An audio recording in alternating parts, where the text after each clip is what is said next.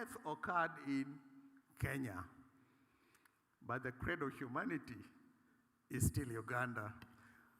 So as we get into this narrative of us as Africans, the whole idea behind this is, and we have to thank God for the Western powers, because over the last few years, you can actually see what we had become, what we had depended on has no longer become dependable. And we need to look inside us if we are determined to lay the foundation for our own future. So this is kind of the background towards this. It's our first time to do it, which means we are not going to know a lot of things. We may not know too many areas, but we'll go ahead and talk about this. And as we said, the traditional development finance is declining, yet our infrastructure needs are increasing. And the question is not how we can find our own growth, is how quickly we can mobilize the capital that's already within our reach. And it's important for us to do this because, as I'm going to share with you, you'll actually realize that the need is massive, but the resources to do that lies within us. So this is kind of a bit of coming from EFDB, that this is an annual finance gap of about $1.3 trillion for Africa to deal with its development needs. And many countries are relying on borrowings, and the growing debt burden limits resources for social services, infrastructure, and other economic development. And there's a statistic that's kind of worrisome. For example, many of you know the average weighted cost of capital in sub-Saharan Africa is 8-9%, and yet the average weighted cost of capital in Asia is 4 to 5%. Now you may think that, well, Asia is less risky than Africa, but the data doesn't support that. The average default rate in Africa is 1.4%. Now these are not our data. These are actually data produced by both IFC and the World Bank. And yet, the average default rate in Asia exceeds 3%. The average default rate in Europe exceeds 4%. Ours is 1.4%. And yet we're paying the highest cost for that. The question is why? And what can we do about it? So the problem is this, is a fundamental, when we think about the market as we have today, in spite of what we think we are, our cost of capital is about 2 to 4 percentage points higher than Asia, making it very difficult for us to rely on borrowed money to drive our own development. Now, if you look at this data, for the longest time, we're depending on aid. Interestingly enough, you can see from 2020, it didn't start with Trump. There's been a declining amount of FDI coming into Africa, now up to around $73.6 billion. Compare that to our need of $1.3 trillion, and realize that, guys, we cannot rely on that. We have to do certain things ourselves. And despite remaining the biggest recipient, we still only have a small share of the FDIs. But this, rather than lamenting, is a chance for us to innovate and rely more on domestic resources. So the challenge before us is big. This is our annual financing gap, 1.3 trillion. We need about 200 billion just for infrastructure alone. And yet we are depending on, right today we are depending, 68% of our development is dependent on foreign debt. And that's our projected population by 2050. And if we do not find new financing, we risk missing a lot on our development goals. External aid is fading, and global capital is costly. But Africa is not short of resources, we are short of mobilization. It's time to look inward to unlock the vast pools of domestic capital already within our economies. And pension funds could be the key to unlocking these new doors for us. It's not that pension funds are not already investing. It's not that pension funds are sitting on idle capital. We are not. In Uganda today, our portfolio is around $7.5 billion. 80% of that, we've actually bought government paper, which is the safest because my mandate, my commitment is safety. But we're saying that's okay. You can still buy government paper. But can we be very deliberate in getting into areas that we traditionally shied from because we thought it was more costly to get in those areas than in government paper? I think the 2018 financial crisis and of recent, in Africa, there was an amazing phenomenon. We all thought that the safest instrument to put our money in was government paper.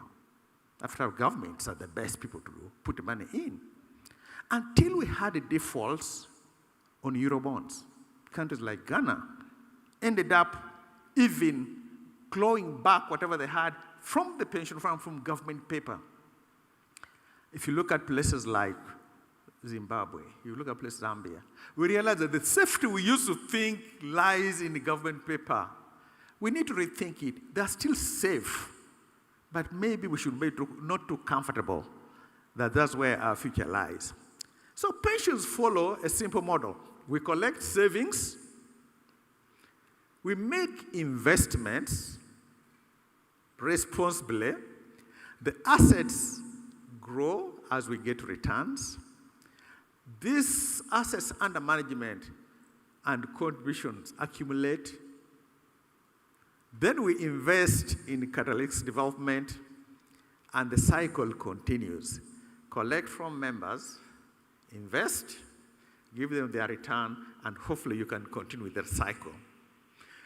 One of the things that we've seen, interestingly, is that when pensions grow, economies grow as well.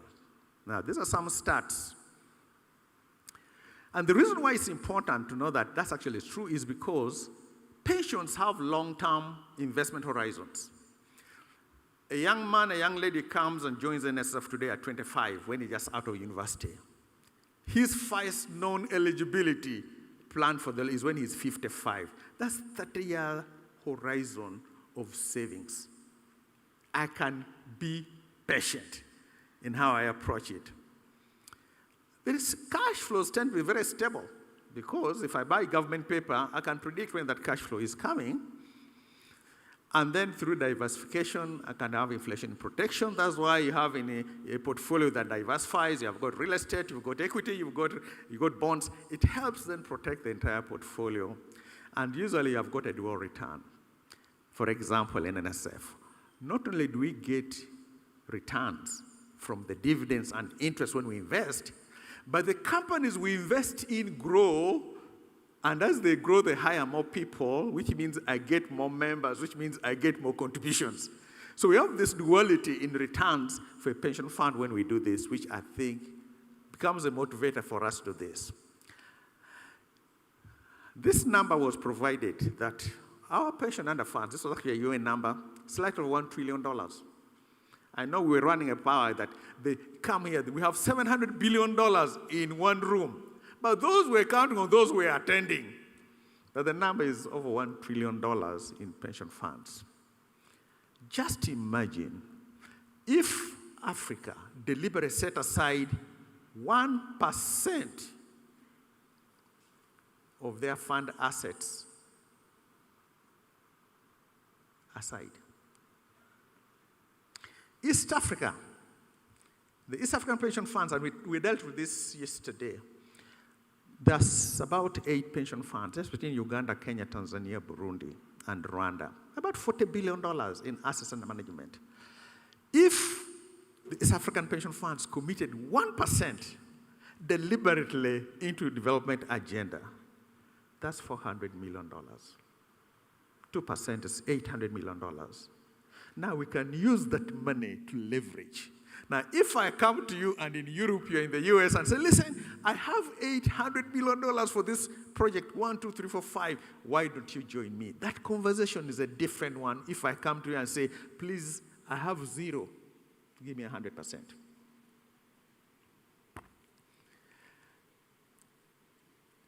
Now, this one, you guys, for some of you who are in Uganda, Uganda attained independence from the British in 1962. Singapore attained independence from British 1963.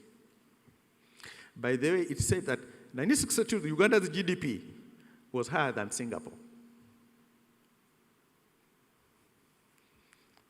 Where are we today? This annual GDP for Uganda today, 65 billion. Singapore, $574 billion. Almost 10 times our GDP. And it's a smaller country with no land. Many of you remember when we went to school, they told us the 3 factors of production are land, capital, and labor. Remember that? They neither have land, nor labor. They didn't even have capital. But they are 10 times our economies.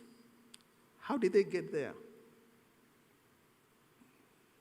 GDP per capita. Uganda is just crawling into low, middle income country. 1,306. That's the GDP per capita for Uganda. Look at Singapore, $93,000. Life expectancy, Uganda, we are lucky now, we've crept up. We are now at 68 years. Singapore is at 83 years. GDP, now this is a telling number. You find a differentiator.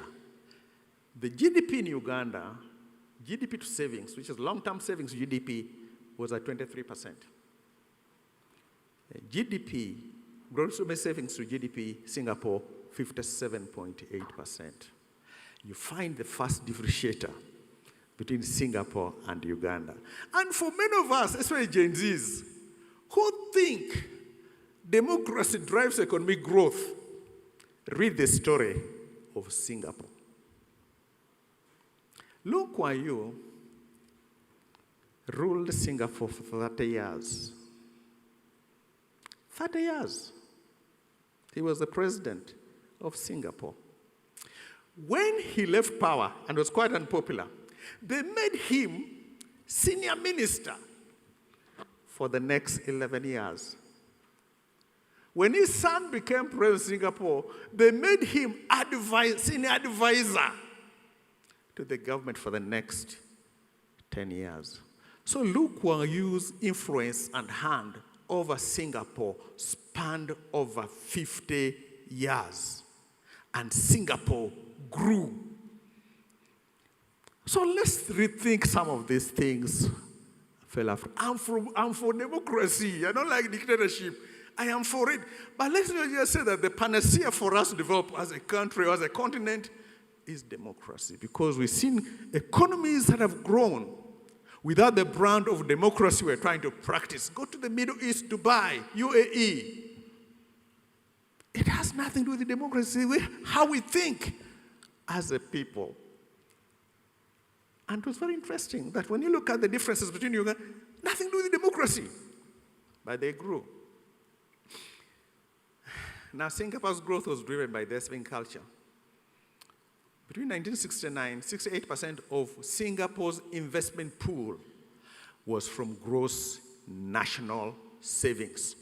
The equivalent of NSSF in Singapore is called CPF. Their contribution rate is 37%. And they are able to provide their citizens with an amazing array of benefits.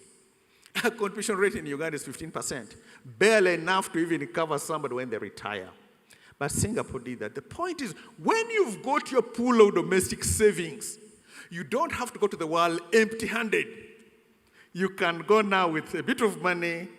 It makes you sit on the table and negotiate the terms under which the other parties come to help you in your developments. And in Africa, we kind of delegated that. We go empty-handed. And they dictate the terms under which they will come here. Fellow Africans, it is in our hands, and we can do that. There are things we can see we've done before that actually works. Until 4-5 years ago, Uganda was around 14%, 13%. There's no way you're going to develop that way because you can barely crawl out of your own space, and we'll keep on begging. So if we have to have our own industrialization, we better have our own savings. I call that the first scheme that we put, what is it? The first leg we put in that area. That when we have a project, we put our own money in first. We de-risk it for anybody who comes in, and then we negotiate the terms under which they come in. And then we can manage that process much better than we're doing now. So, if you look at that, and we are not saying this is the only thing that drove Asia. If you look at one of the things that what Lee Kuan Yew brought to Singapore was discipline. Even if there was you tell her you go to Singapore, you're chewing a piece of gum and you spit it out, they'll arrest you. The issue is not the piece of gum. The issue is you are being indisciplined. And that indiscipline, in terms of spitting that gum, is going to flow in the financial services because you'll be indisciplined with other people's money. So there's a discipline that the Asian tigers had, which we need to pick up. Chinese, disciplined. We are not. We have things to deliver, we don't. And we don't hold each other accountable along the way. In fact, one of the things that I think the JZs can help us is hold that politician accountable. Some of us are villages. I'm from a village called Nyem Nyem. My MP goes to parliament, broke. 3 years later, he's built a mansion. And meet the villager, I'm there, hey, our son built a mansion. And I even stopped to ask, but man, how did you build this mansion in 3 years? And we don't hold them accountable in the process. We have a low savings rate, and therefore we borrow externally. And it constrains all the policies we can have. And here comes in the pension funds. And I'll share with you something as we go through this. And what if we saved as Asian tigers? And there is another myth that Africans don't save. Ugandans don't save. It's only Indians who save. That's a myth. We save in land, we save in goats, we save in cows. Ask any Ugandan here, the little money they got, they've run and bought a piece of land. They ran and bought a piece of goat, and that's across Africa. What we already have forgotten is sometimes when you're in an emergency and you are sick, you need to go to the hospital, that cow is useless, it is midnight, nobody's going to buy that cow for you to go to the hospital. You need a bit of cash. So it's just changing that culture. Say, can we change this culture so people can begin to save in monetary terms so that they can be better? November 22, about not less than a year ago, we rolled out a voluntary program in this country called the Smart Life. And our man would say, this Ugandans are going to say. We even made it so easy to save using digital. We made it easy to save, lower the minimum amount, $1.50. These are the stats as of yesterday. 44,000 accounts saved by Ugandans. They've saved as of yesterday slightly over $15 million voluntarily. And you tell me Africans don't save or don't want to save? We do. Just give them a reason why they should save with you. So what we stand by mobilizing our own capital, especially for infrastructure. And infrastructure covers anything from roads, from transportation, to energy, to whatever it needs to do. 3.6 times economic multiplier. That is what the stats tell us from the World Bank. Each infrastructure dollar can generate up to $3.6 in economic activities. You'll create about 30,000 jobs for each $1 billion invested in infrastructure. And with this time, when you think about Africa, Gen Zs, we're having high rate of unemployment. Do you know if we just said, okay, guys, we're going to do our roads. One of the biggest things that economics argue about is, okay, which comes first? Should we have economic development in an area, then build a road to that area? Or should we build a road to drive economic activity? And that has been a major interesting debate within African economics. I lived in the US. The US is an interesting country. Out of the blue, you will see they put a road to nowhere, or seemingly to nowhere. 100 kilometers of road passing through just deserted area, no people living there. And I can bet you something. Within 5 years, that corridor is populated. It has just attracted economic activities. For many of you who are from Uganda, if you look at what just happened on the expressway, from Kampala to Entebbe, that's only a 40-kilometer stretch. That place used to be barren, just empty. That road was opened about 4 years ago. You won't believe the level, the quality of housing, the factories that have come along that expressway. So the debate whether or not you need to put the road first before you put economic activity, to me, it will drive the economic activity because you make it easier for people to move from one end to the other. Productivity gain. And that's major. I mean, we can't even say much about that. The amount of time I spend on the road moving, just one. Today, Kampala is 40. This hotel is 15 kilometers from Kampala. It rained this morning. That's why a lot of people came late. Some of them took 2-3 hours to get here. If I had the infrastructure, if I had a train to bring people from Kampala to here, no need to get on the train. No need to worry about the rain. You get on and we'll get here in terms of what we need to do. And this is the expected GDP growth when infrastructure grows. So where do we go from here? Mobilize domestic capital. Of course, build bankable pipelines, de-risk and partner strategically, and then invest with purpose. So the next 3 days, we'll be kind of deep dive into this. How do we mobilize domestic capital? How do we de-risk and partner strategically? We'll not do it alone. How do we get partnership that makes sense? And we have examples that we have here. How do we build bankable pipelines? And how do we invest with purpose? That just not only just address that need, but now can deal with ESG, SDG, social impact stories. One of the most interesting things to me, I say, is we've kind of complicated ESG and SDG. For you guys from the Western world, forgive me. The number one SDG goal is reduce poverty, eliminate poverty. Just think about that. Everything I do in Africa, I'm eliminating poverty. Because the moment you have a project and people can get a job, I'm on that way to do that in terms of how we do it. And it's important that we can actually get there. So that's kind of where our discussion will go through. Okay, I think, yes. And this is important. We can't afford inertia, but we can't also afford directional action. These are the first step toward financing an activity. Let's get busy, but in a focused direction.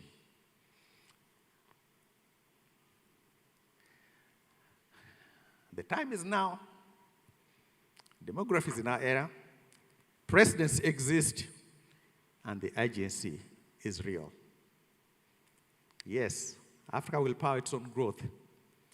Let this summit mark the turning point. Let's look to what we have as Africa to develop this. And I think what we miss in Africa today is just courage. And it's courage which is created by both internal pressures. So there is a battle for the rare earth minerals in DRC between the Chinese and the Americans. And in that discussion, DRC is not at the table. It's just looking at who it's going to sell this to without thinking, wait a minute, what else can we do with this? Can they be courageous enough to pause a little bit, pull back, get away from the table and say, okay, guys, let's look at DRC, us. How do we treat this animal we have, rare earth mineral? Same thing whether it's the oil in Uganda, whether it is the resources each country may have. Can we pull back a bit and just rethink? It's not about the other party. It's about us. And we have enough in this continent to help us again. I'm not one to advocate that Africa, you are part of the global village. You can't move away from the global. You are going to always be part, and you will play in this global village. But goodness me, as long as we are playing empty-handed, like the African America says, they will play us. You want to sit on the table? Let's come with our hands, at least with something. And pension funds give us that opportunity. Let us begin. Thank you very much.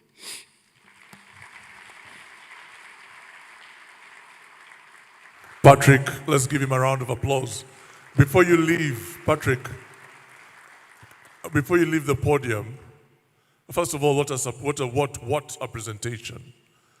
But I'm also curious about the politics of what you're suggesting. How does that play out? Because ultimately, there are political decisions to be made. This is a pretty brilliant vision. How then, though, do you overcome the politics of it? Now, Alan, you're going to make me use an example, a real-life example in Uganda. At least the things we are trying to do in NSSF Uganda. So we found out, and let me give you a story. So what happens is NSSF is a provident fund. A provident fund means that when the member becomes eligible, he will come and take away all his money. So about 4 years ago, actually 5 years ago, we realized the trend. The rate at which we were paying benefits was exceeding the rate at which contributions were coming in, because the economy is not creating enough jobs. In fact, now, for each member who leaves the fund when they become eligible, I need to get 23 new members to replace them. So we extrapolated the data. And what we found out by 2031, if we did nothing, the amount of benefits we pay out will be the same as the amount of benefits, contributions coming in. By 2032, what we're paying in benefits is exceeding contributions coming in. We have begun to die. When we push that extrapolation further, if we did nothing by 2042, we'll be dead. So you can see, here we are faced with the possibility of a fund that's vibrant, big, today, dying within the next 20 years. So the board challenges us. And I have the chairman of our board is here. Oh, he's Chairman David Ogong is there. That guys, you can't have that data and just watch. You cannot be watching. We cannot be bystanders in this economy if you do that. So what we said was, no, we're going to integrate. The only way we can reverse this, increase the amount of contributions. But we can't do that unless people have more earnings. So we did two things. And the reason I'm saying this, I won't go there because you can actually see that what we then do becomes very deliberate. We said, let's fund businesses. Globally, the greatest number of jobs are caused by small and growing businesses. 50-60% of jobs are created by these small and growing businesses. Went into our Uganda ecosystem, there was none. We don't have small and growing. They are there, but not much to talk about. So we went lower and began to seed fund and invest in early startups. And over the last 4 years, we invested together with a partner, you'll hear from them tomorrow, MasterCard Foundation. Funded 438 startups. In the next room tomorrow, you will go and see, we picked 10 of them. Just you talk to them, see what they've done, where they came from with $20,000, where they are today in terms of hiring people and so on. And we began to invest in them. 438 of them by the end of this year, by June 2025. Our risk appetite at that point, based on the data, was 90% of businesses that start in Uganda die. So we expected that for 2008, we expect only 43 to survive. The rest die. But of the 43 that survive, in the next 10 years, 15 years, one of them becomes an MTN. That's the largest telco in this country. One of them becomes a UBL. That's the largest brewery in this country. If out of 438, I get 5 that become that in the next 15 years, I just created a future for us. So that was the thought process. Now, because we've kind of managed them, given them support, over the last 4 years, we've lost 12. So I'm batting now at a 4% loss. So maybe I can bring that number from 90% to 75%. So suddenly, instead of having 43 surviving, I'll have 100 surviving. Now, we've created, and this number is not mine, those have created more than 30,000 jobs. We know because they are members and they're contributing to their own savings account. The other one that we've done, which is very interesting, is agriculture. We realize that the only way we can have farmers save with us is if we have farmers, if we can increase the farmers' income. And we look at the ecosystem in Nakama, the most chaotic thing of farming in Uganda, maybe in Africa, is the farmer plants, grows, but he has nowhere to sell it. So we've created a company to kind of bridge the farmer and the market, negotiating the market, negotiating the pricing, negotiating the quantity. Now the farmer knows who will buy his crop at a given price before it even grows. And that certainty now suddenly makes the farmer realize, guess what? I can make more money from the same acre just by bringing a little science, fertilizer, whatever into that farm. And that incremental earnings, what we found out the farmer is willing to save. Now, when you go to the government and you tell them this and they see you doing it, very few governments are going to say, you idiots, you're not serving our purpose. I think that's what the point I'm saying. Now, stop talking, begin doing, and you will get there. Thank you. Patrick Ayota, ladies and gentlemen, a round of applause to him. I could ask you 1,000 questions, but I shall let you rest now. Let's give him a round of applause as he takes his seat. Patrick has had some latitude because obviously this is his event. The next speakers will be a bit more controlled. I'd like at this point to David Owino is the chair of the East Africa Venture Capitals Association. He's going to make a few opening remarks. Yes, whichever way you prefer. Let's give David a round of applause as he makes his way out.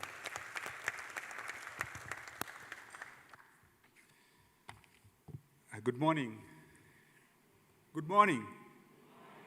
Goodness, okay. I can't see, it's a bit dark there. I think Patrick has said everything I wanted to say. So that should give you some level of comfort. I don't have a presentation to make. Mine is just simple. He's talked about the role of pension funds in catalyzing economic development.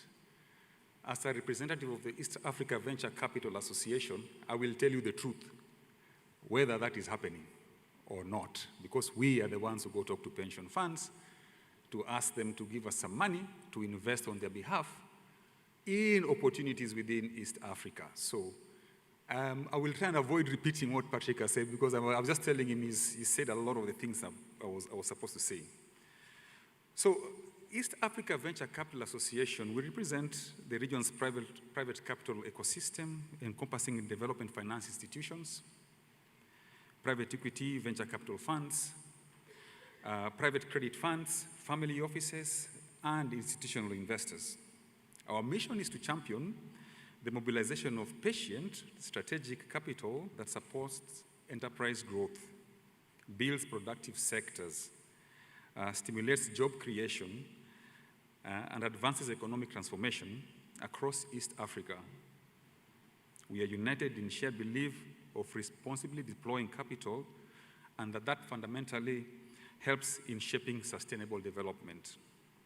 For too long, and this I will say, being a guilty party because I'm a fund manager, we've leaned on external capital. We've really leaned on external capital. Today, I think the private equity funds operating in Africa and in East Africa perhaps only get less than 1% of the funds they're managing from Africa. So the rest of the funds, 99% of those funds, come from out of Africa. So, goes to Patrick saying, there are people who believe in developing Africa more than the Africans do believe in developing themselves. How do we shift that story? If we do not trust ourselves, develop our own structures, and innovate our own ways of developing ourselves, nobody will do it for us. I think that's the key message that I bring across, that we will not copy-paste the Western development model, or even perhaps the Singapore development model, to fit our own. Our shoe is different. The African feet is bigger. Yeah? If you look at the African man or woman makeup, is very different from the rest. So we need to make our own clothes. We need to be able to develop our own structures, believe in ourselves, so that we can be able to develop. Yeah? So the case for pension fund participation in these private markets is clear. Private capital strengthens portfolio performance through diversification. And by the way, at private equity across the world, we are not saying that we want to get 20% allocation of pension funds to allocate money to the private markets, or 50%. We are simply saying, can we get about 10% or 5% of that being allocated for economic development? Okay? I'll talk about our fund, which invests in Uganda. We are trying to look for companies to invest in Uganda. And when we invest in companies, growth, what you call growth capital, putting capital so that it can develop, we do measure. We do measure how many jobs we've created, how much taxes we are paying in total, how many accidents are happening, how is the company progressing over time, is it increasing, creating jobs, is it solving particular economic problems. When I collect all that data, I give it to my investors, okay? Who are my investors? 99% of my investors are from out of Africa and not in Africa. How they use it, I don't know. So sometimes I get afraid that perhaps there are people who know Africa better than we do ourselves as Africans. Anyway, I am actually moving away from my speech, and I think my CEO is looking at me wondering, what is he talking about? But I think it's fair enough to have this conversation as to how do we help ourselves. And we, as East Africa Venture Capital Association, we've been on the forefront of pushing and lobbying governments to increase. I agree, social security is coming in. But the reason why it is growing very quickly, or the gap, like Patrick mentioned, is being closed, is legislated. You have to do it, or you go to jail or something like this. So why is it that there's no propensity to save? I think the key issue here is trust. It's just trust. And I think he also talked about it, trust accountability. Yeah? We need to start thinking beyond ourselves and thinking about the community and how it can grow. Straight away from the employee who is employed to be able to work honestly for the employer, and the employer to be able to treat the employee honestly for his savings, and we will see growth. Again, we have advantage of time on our side because I think Uganda is one of the youngest populations in the world. And so long-term investment is in play for Uganda.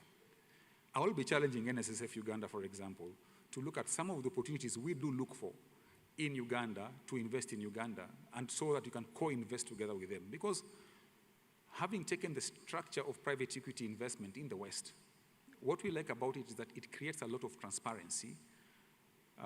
It's built on trust. It's actually really built on trust. 20 years ago, the private equity ecosystem in East Africa had rarely many Africans in it. Today, as we speak, I think 90% of the people who are operating in this industry of ours are actually Africans. They're Ugandans, they're Kenyans, they're Tanzanians, they're South Africans. The only difference is the capital we're mobilizing to invest, 99%, I repeat again, of it comes from out of Africa. If we only got the 1% Patrick spoke about, it will go a long way. If you took 1% of $1 trillion, I think it covers more than the industry is actually investing across Africa. So, and how do we do it? We can copy the Western model, or we could develop our own model of development. I was whispering to someone earlier, and I was telling him, look, I come from Kenya. Kenya was talking about renovating their airport and making the airport is not good and everything, all that. And I asked, why are we looking for money from India?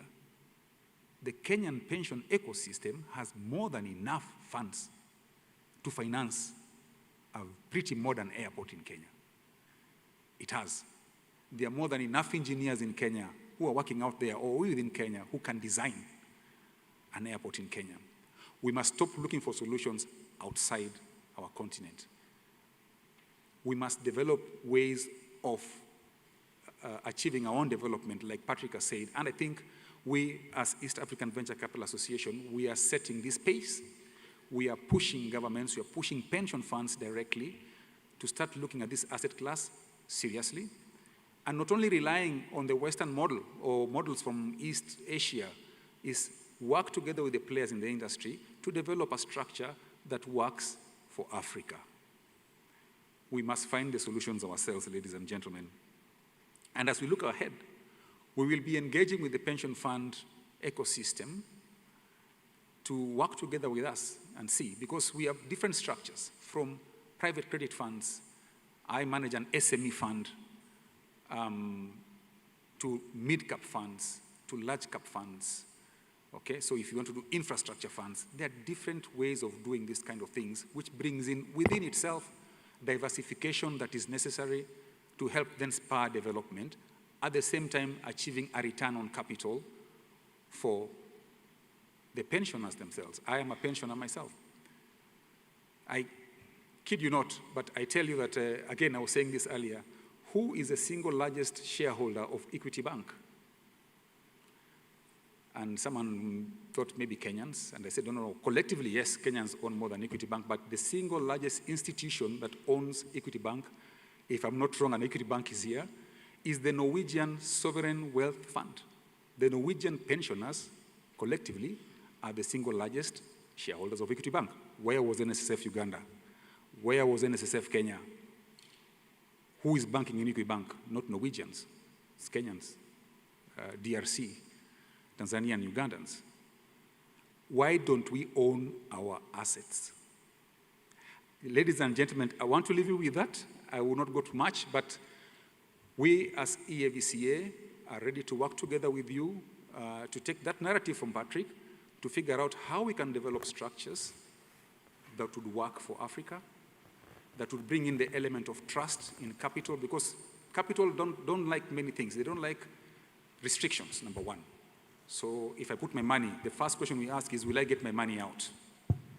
Number two, is the policy environment predictive? Again, capital does not like unpredictability. Yeah, so if the policy environment is predictive, capital will thrive.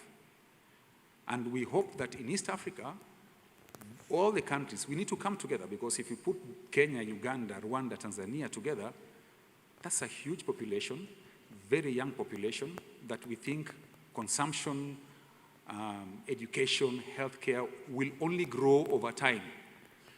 But let's not let that opportunity pass us by, as, for example, for us who are now operating on the ground, are seeing it pass us by. So, ladies and gentlemen, this is the opportunity you have in your discussions as pension funds and social security funds to think about, yes, how do we do this while at the same time bring in that development, but at the same time return something fair for our members, our pensioners who are going to come, and for those who will come 20, 30 years from today. Thank you very much. Let's give Mr. applause. David, you have made some really, and I'm approaching you now as a journalist and with a lot of curiosity. Why don't we own our assets? It's because we don't have money. How do you respond to that? The money is there. Do we have money? Our existential realities? We've just heard from Patrick, unless I was wrong, $1 trillion in Africa, in pension fund savings. A lot of it, like he said, is going to government paper, all right? But is that the reality as far as the person at the bottom is concerned, though? Yeah. Because the existential realities mean that they have to survive the day. They won't be thinking about saving immediately. They won't be thinking about saving. Yes. I disagree, of course, in the sense that if you look at the level of idle capital, and Patrick mentioned it, that you'll find a Ugandan or Kenyans who are very good at that. I'm a Kenyan. I'll speak on behalf of Kenyans. I also have a plot somewhere, okay? We call them plots. I go buy a small piece of land somewhere, hoping for speculation that it will grow in value. We have dead capital, as we call it. 20 years ago, the levels of avenues for investments were very limited. Today, the levels or avenues of investments have tremendously increased, from money market funds to insurance products, education funds, to also personalized pension funds. You don't have to really go through NSSF on its own. You can actually decide to create your own product and go to a particular pension fund. SACCOs have a lot of money. The pools of insurance companies, the pools of capital that is already getting in, is what is pushing the saving propensity, like Patrick said, higher and higher. So people are saving. The question is, where are they saving? And is that saving going to, in 10 years' time, be able to keep them surviving, because they'll no longer be productive? Number two, I am about 50 years old, you can see. I look better. But that age that you talked about, because of better healthcare, I think Patty talked about life expectancy in Uganda being 68, but because of better standards of living, better healthcare, expect that age to only go up. And if it goes up, the obligations will only increase. And so you must think about other avenues of trying to grow faster your pension savings, because the obligations will go higher. They'll no longer die at 68, they'll die at 80, which is another 12 years of outflows from the same pensioner that you had. So savings are there. The question is, do we trust the person I'm giving my savings able to do it and giving back my money and a return? Okay. Trust deficit. And then one last question for you, David. Who do you typically invest in? Who do you invest with? So where do you put your money? Because there are people here who are looking for money and are looking for support. Where do you typically put your money? So I will give an example of a Central Rift Valley fund. We are an SME fund. We are generalist. In Uganda, I will give you an example. We did 3 investments. We did an investment, we still hold an investment in a company called African Queen Distributors. It's a FMCG distributor started by a Ugandan lady who dropped out of school 30 years ago, only had $300. Today, the business is running $30 million in revenue, employing $30 million? Yes, employing 250 people. School dropout from Uganda, and a woman for that matter. I think you should clap for her. You should clap for Sophie. I admire her a lot, because in Africa it said if you're a woman, you are starting 10 steps back, but she was resilient enough. We invested in a company called Guardian Health Pharmacy. I think you see a lot of outlets of Guardian Health Pharmacy. When we came in, it was struggling.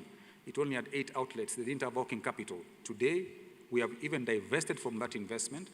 I think they are running about 20 to 25 retail outlet chains of pharmacies. We invested in Chim's mobile money, and those Ugandans who are here, perhaps you've used Chim's mobile money somewhere. So we do those kind of investments. Small manufacturing, services, financial services. So we really go into the real economy, not secondary. We don't buy and sell in the stock market. We go into the real economy, put in money, and help catalyze growth. And that's why we measure how many jobs have we created, how many more taxes have we paid, okay? How have we bettered the organization than when we came in? And that's going into the real economy in itself. Ladies and gentlemen, David Owino, Chair, thank you very much. East Africa Venture Capitals Association. He deserves a really, really loud round of applause. Next on stage is Mr. Peter Moyo, Advisory Board Member, Desmos Capital Partners, and he'll be coming up to make his opening remarks. Peter Moyo, please.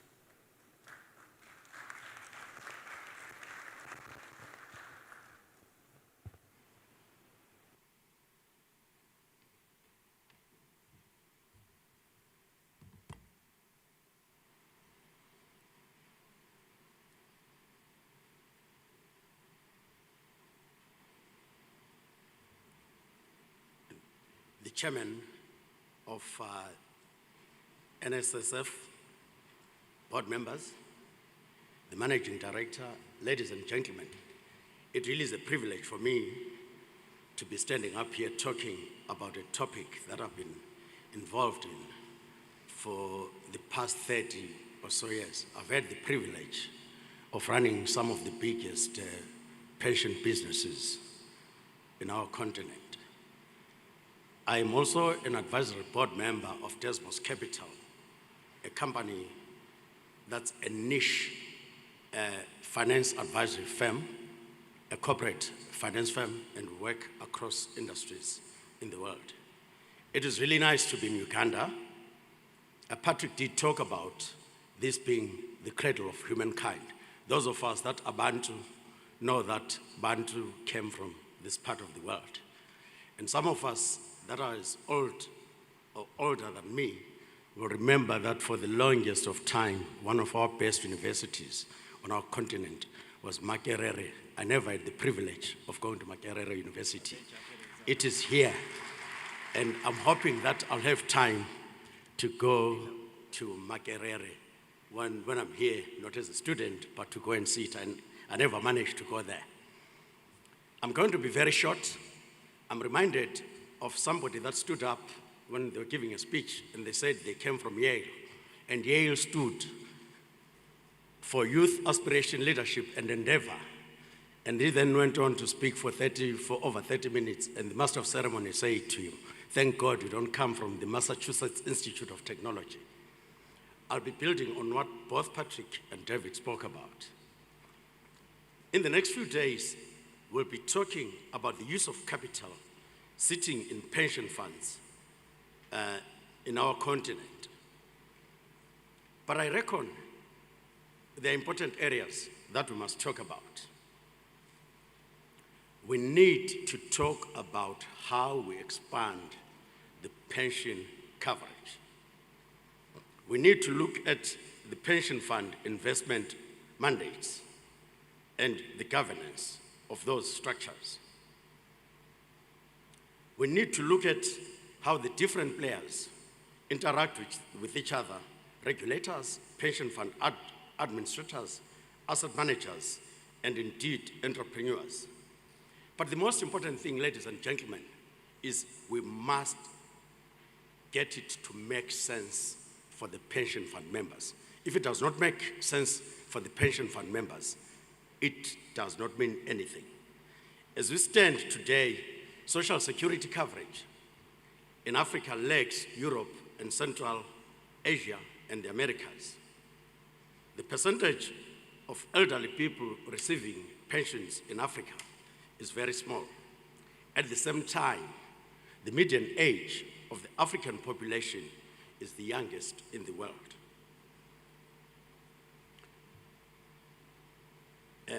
Most of the funds, except in a few countries, are invested heavily in government bonds. Absent us increasing the level of coverage, we will be trying to recycle limited capital that is already committed elsewhere. We cannot afford, ladies and gentlemen, to cut our cake into smaller pieces. What we have to do is we have to grow that cake. We have to bake more cakes. The question that we've got to ask in the next couple of days: are we sitting on a time bomb, or we are sitting on a huge opportunity? I choose the latter. We must bring more African workers into the pension net. We can't continue to use the traditional employer and employee-based pension schemes. More than 80% of the African workforce is in informal jobs. So thinking about pension funds that are essentially run on employer-employee-based schemes is not going to work. I've had the privilege of actually being involved in setting up what we call umbrella schemes in South Africa. I was actually responsible for actually setting some of those biggest ones, and I did manage quite a few of them. But what it behoves us to ensure that we create pension funds that allow the portability of the benefits for our members and the retailization of those. David spoke about the different, the individual pension schemes. It is about time that we did that. You're going to see that if you do that, you can actually start building the pool. People do not have to keep on withdrawing as they change jobs. We must also consider compulsion. There was a question that was raised about how we get the money. We must actually start thinking as a continent that the provision of employee benefits, the provision of employee retirement schemes, should that not be a basic condition of employment? We've got to think like that. In South Africa, we saw it happening. In the late 80s and early 90s, the trade union movement drove the push to ensure that all trade union members belonged to a form of retirement benefit. It's something that we can do. It is a role that our governments on the continent can play. As part of the review in the next few days, we should also consider the contribution rates. Patrick spoke about the contribution rates. They cannot, ladies and gentlemen, just be arbitrary. We actually have to be clear what we are targeting. We should actually talk about targeting decent replacement ratios. If you look at the replacement ratios that we have on the African continent, compared to countries like, which Patrick has already spoken about, Singapore, the Americas, we lag quite a lot. We can, however, do this gradually. Governments can also play their part as far as taxation is concerned. This can be done through tax breaks at the contribution rates. We've actually seen this happening in countries like Nigeria, in countries like Morocco. And so if we increase this, this can actually create the engine for new capital that we need to talk about. And I hope we're going to be talking about that in the next few days. And the way we deploy capital, I think, must change. A big chunk of our pension funds are invested in government bonds with very, very little development financing, with very little of those financing development projects. We need to change the investment guidelines of our pension funds. Since we're a continent of very young people, pension fund money is by definition long-term. And therefore, we can afford to deploy more money into infrastructural development and alternative assets. What I think we need to do for this class, we need to start changing our mindset. Instead of talking about what is the maximum that we should be investing in this class, we need to be saying what is the minimum so that we can actually have that as a developmental tool. We actually need to say, if Africa is going to grow, we have to invest in the infrastructure. We have to invest with the entrepreneurs. And what is the minimum that we must do? So we can't be talking about the maximum that we must invest in this. We must actually talk about the minimum. We need to consider also how much we're investing in equities. I've already said that we're investing a lot in government bonds. Our stock markets are not developed, yet we've got this opportunity. So we've got to think about this thing. By the way, classical investment theory and empirical evidence does actually suggest that long-term assets, equities, actually perform very well. Therefore, we are not investing enough as a continent in this. And I hope in the next few days, we're going to talk about this. There must also be governance structures. We need to be saying, how much can we take workers' money and invest in our own businesses? The reality is that when we're taking a worker's money and investing largely in government bonds, which we seem to be doing on the continent, we are in essence getting the workers' money to finance the employers' businesses.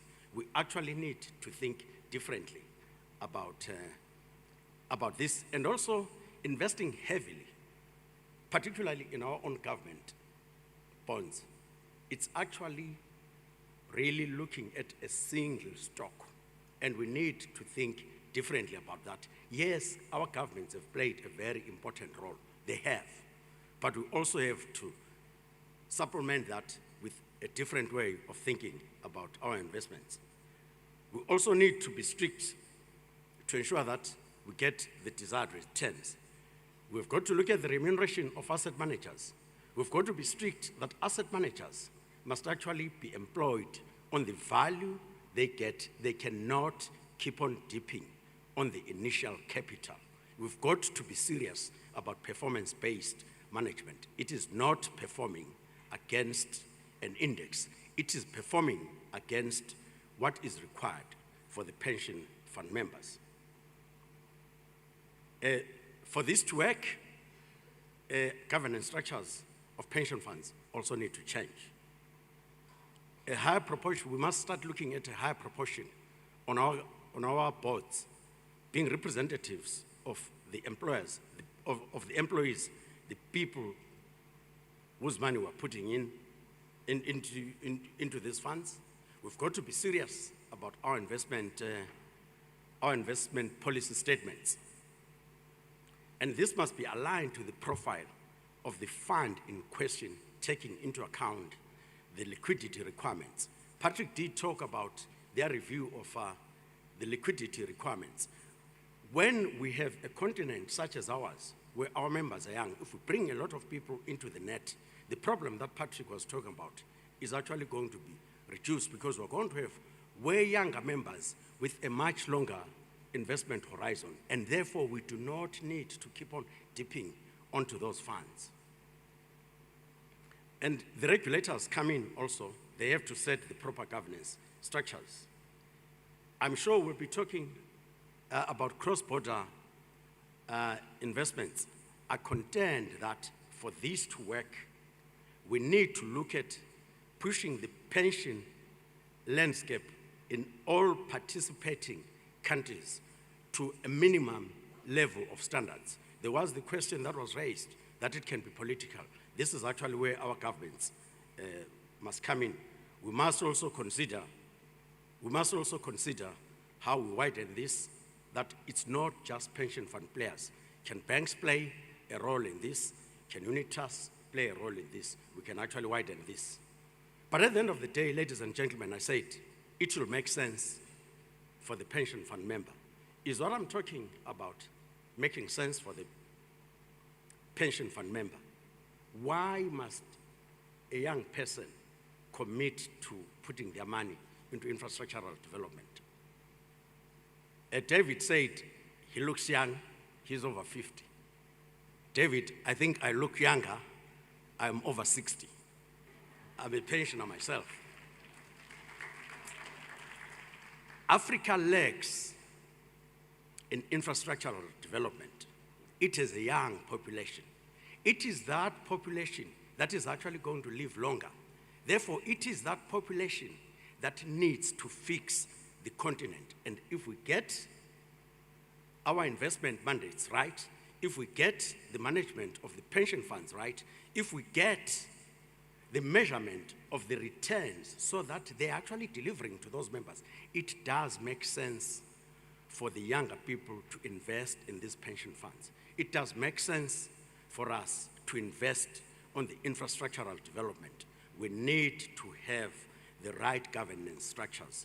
We need to have the strict monitoring of performance, and we need to make sure that the returns are delivered.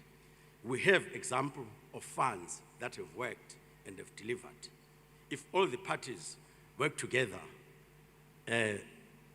particularly with the member at the center, I reckon we are set to win. I'm actually looking forward to some of the things that we can come up with in the next couple of days. I actually have seen it work. I've been in this space for a very long time. I've been a practitioner. I've headed the biggest pension fund, private sector pension fund arrangements on this continent. Thank you.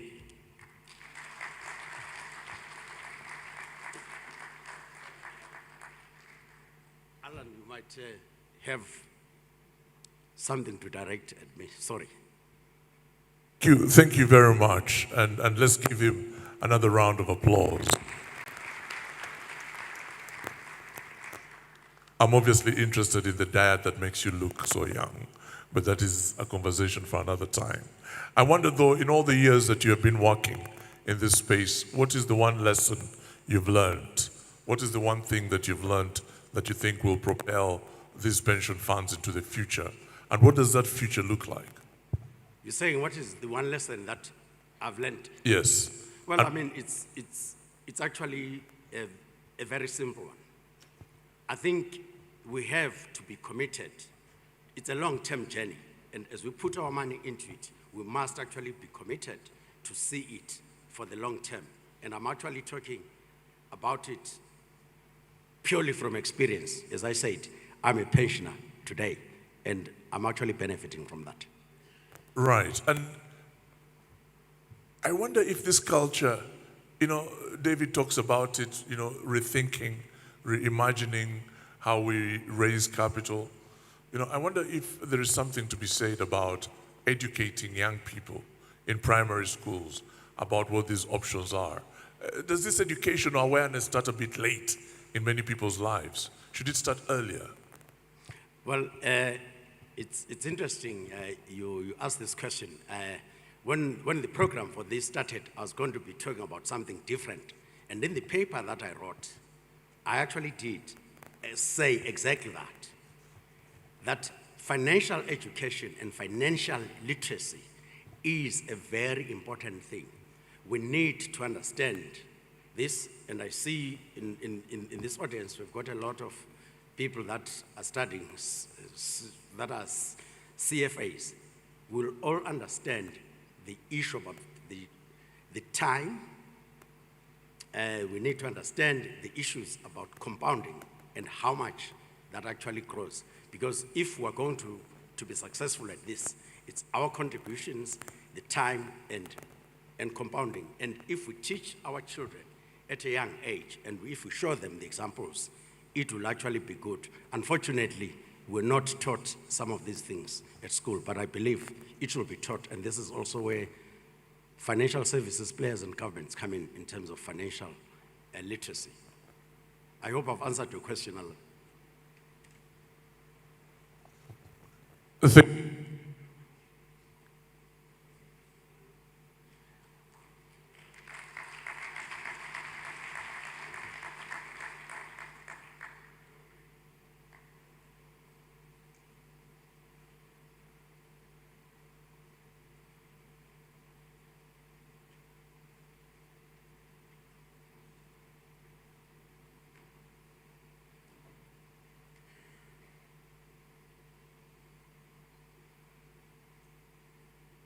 One, good.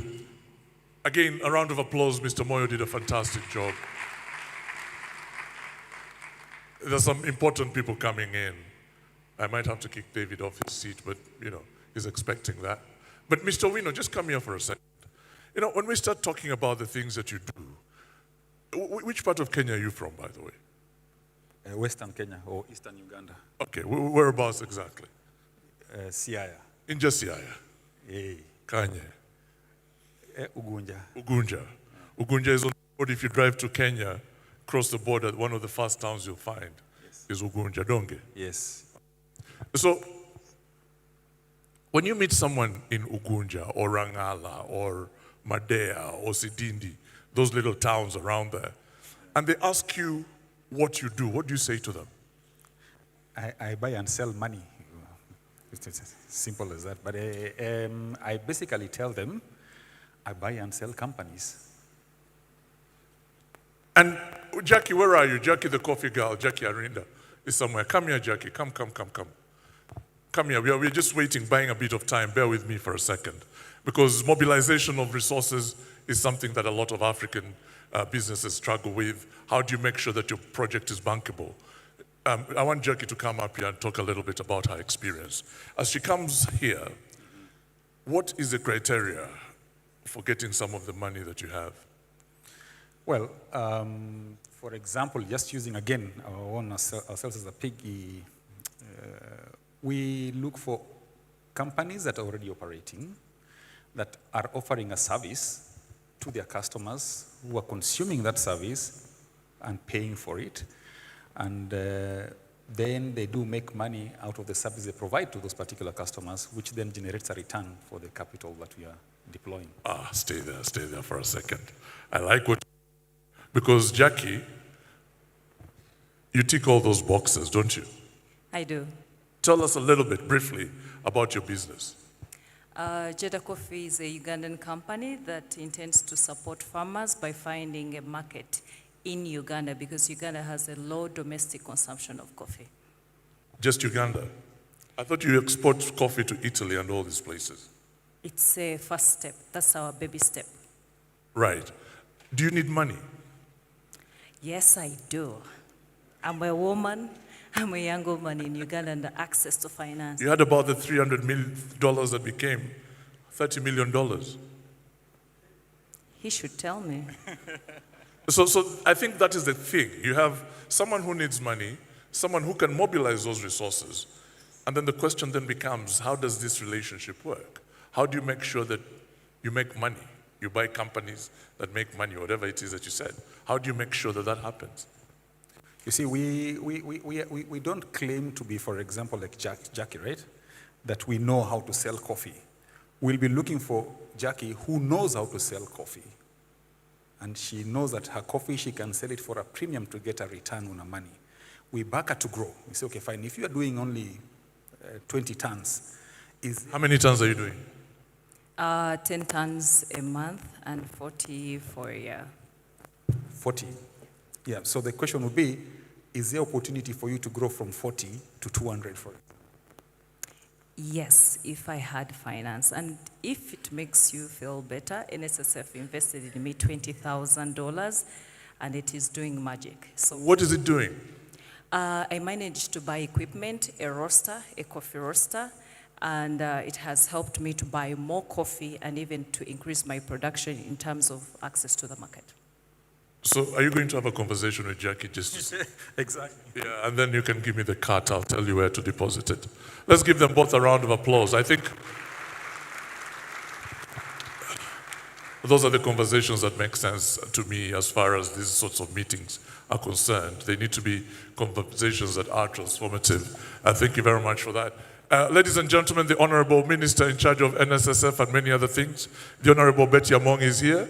Let's give a round of applause. Thank you for joining us. She'll be making her remarks shortly, and we also await the representative of His Excellency, the President. You've been listening to opening remarks. Does anybody have any thoughts? Any thoughts, anybody? Any thoughts? Are you sitting on anything? Yes, sir. What's your name? What do you do? Where do you come from? What are you thinking?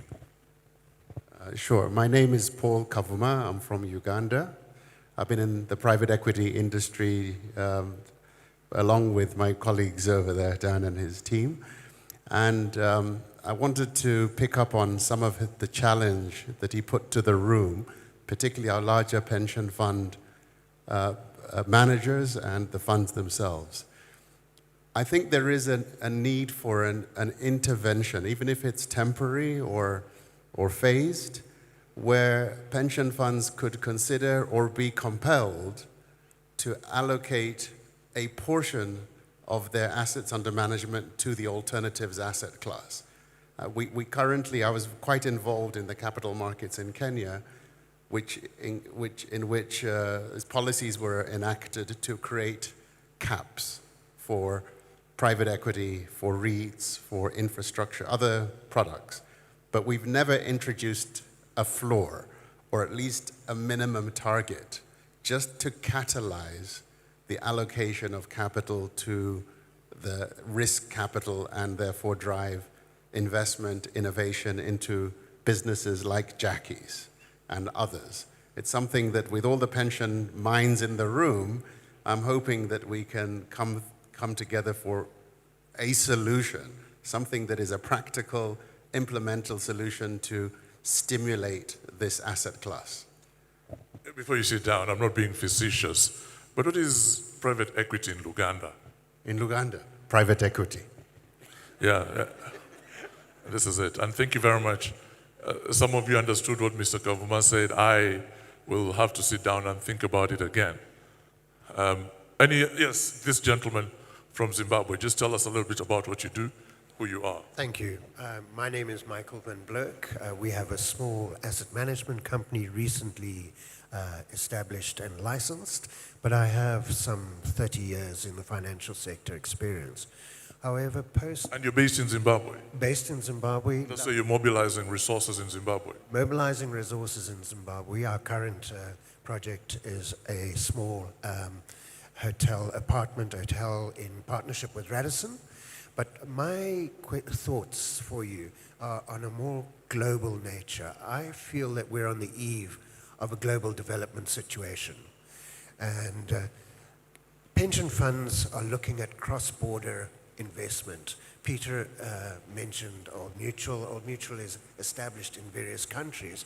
But with this cross-border investment in infrastructural development, we face issues in terms of currency gains, losses. And my thoughts and queries on the eve of our introduction as a continental powerhouse, should we not be looking for a champion to create, as I put to you, the AFRI instead of the euro, and move away from the US dollar, the Chinese currency? Zimbabwe knows a lot about currency. We do, I'm afraid we do. and so you're suggesting that we have an AFRI instead of a euro? Correct, and we need a champion for that. Let's give him a round of applause. That's something to ponder on. I am going to welcome your thoughts on what's happening here, and it will be very nice for you to just put up your hand and say what you have to say. Again, we acknowledge the presence of the Honorable Minister. We await the arrival of the President's representative, and when that happens, we shall make that announcement. If you're wondering about Wi-Fi, it is SRCC Wi-Fi, and if you'd like the code, it is SPEAK, S-P-E-K-E, small letters, at 1010, 1010. Now, we move on to the next session, which is going to be a conversation on structural issues on unlocking long-term capital. At this juncture, ladies and gentlemen, I'd like to introduce you to the panel. It will be chaired by Alison Klein, who is the Managing Director, ACMAZO. Alison, make your way to the stage, please. Also on the panel is Jane Zhao, who is the Pension Administrator for Central Bank of Kenya Pension Scheme. Let's give a round of applause. Let's give them a round of applause as they make their way. We also have Eyal Haishti, who is the Managing Partner, XSML Capital, and she's coming up as well. Donald Wangunyu is the Non-Executive Director, Nairobi Stock Exchange. Donald, welcome and thank you. And finally, Siongo Kisoso, who is the Head of Regional Office, East Africa Swed Fund. Let's give them a round of applause as they take their seats. It's over to you, Alison. Good morning, ladies and gentlemen. Good morning, Honorable Minister, and thank you to the NSSF and to the EAVCA for convening this assembly and for the invitation to share some practical experiences with you. We've heard some very inspiring, I think, and compelling visionary statements already on what's the both need, opportunity for investments into alternatives. And we would like to share with you some quite diverse perspectives, I think, about how that's actually being done in practice and what are the challenges that still remain to be addressed. You are familiar now with the EAVCA, and the EAVCA is a partner of the AVCA, the African Private Capital Association, and they've recently published their latest statistics for the year 2024. In 2024, $4 billion were committed to private capital funds in Africa. And this is actually twice as much as the year before, and in line with the peak 3 years during the last decade. So $4 billion for all private capital funds in Africa. As was mentioned before, the majority of that money comes from development finance, the largest percentage of that comes from development finance institutions, representing 42% of capital raised in 2024. In positive news, in 2024, the share coming from African investors did increase. And whilst we heard the statistic for East Africa at 1%, for Africa as a whole, the total fundraising for private capital funds actually increased from 14% in the prior year to 19% in 2024. So that's actually quite an encouraging statistic and perhaps aspirational for some of the institutions represented here. And yet that 1% sort of remains strong in my mind, along with the staggering amount that's needed for infrastructure investments and the opportunities that are there in the private sector. So this is what we're here to address with the panel. So you think you've heard— Alison, sorry to interrupt you. Could you just move your microphone closer to your mouth? Closer. Yes, and everybody else who will be speaking, just keep the mics as close as possible to you so that we can hear you as clearly as possible. Thank you very much, and apologies again. Okay, no, thank you for the tip. So as you heard when they were introduced, we have quite a diverse panel representing different places in the value chain of private capital. So Jane Nzao is a pension administrator for the Central Bank of Kenya pension scheme, which has been a leader in committing to private capital in Africa. Next to her is Jarl Heijstee, a managing partner of XSML Capital, a private capital fund manager that's active throughout East and Central Africa. After him, Donald Wangunyu, who has many hats, but is here in his capacity as a non-executive director of the Nairobi Stock Exchange. And then at the far left, my far left, Siongo Kisoso, who is the regional director for East Africa of Swedfund, the Swedish development finance institution. So my opening question for the panel is to Jane. Can you share with us about the journey of the Central Bank of Kenya pension scheme into private equity and venture capital? Thank you very much, Alison, and thank you all for having us here. Right, I'll simply start from the beginning. I started the DC pension scheme at the central bank, and that was around 2012, 2013. Soon after, we had a call, a courtesy visit from Michelle from AFCA. And she came to talk to us about private equity. So together with my colleagues, we decided, let's listen. And so we did. 2015, what we did is, we thought maybe there's something there. Let's give this a shot, because this was new to us at the time. And so what we did is, with the help of Michelle and AFCA, I got a consultant from the World Bank, and I took my trustees literally up to the mountain, shut the door, and for 2 days, we spoke nothing but private equity, just for them to understand what it is about, what are the risks, who regulates private equity, what are the returns, what should we expect. And so from then on, I guess, like they say, the rest is history.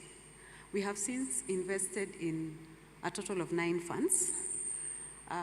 From the DC side, because we have 2 schemes, the DC side has invested in 5 funds. The DB side has invested in 4 funds.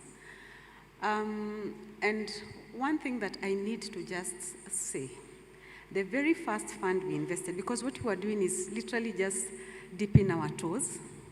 The first fund we invested, we just put a small amount, €500,000. And we said, let's try. And 5-6 years later, we reinvested the same money. We literally recycled the money we got back into their second fund. And now we're enjoying returns of double-digit returns. And that has been our journey. We have managed to still maintain traction.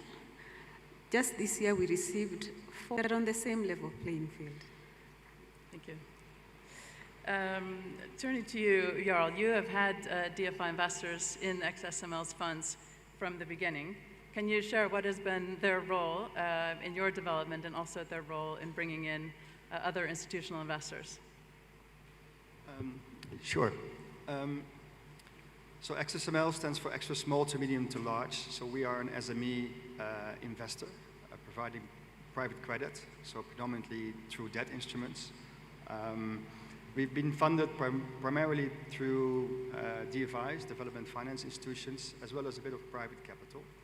I think the role that our investors have played over the last 15 years as we've grown from, say, $20, $30 million now in over $250 million in assets under management is really to create that economies of scale and introduce us to other investors.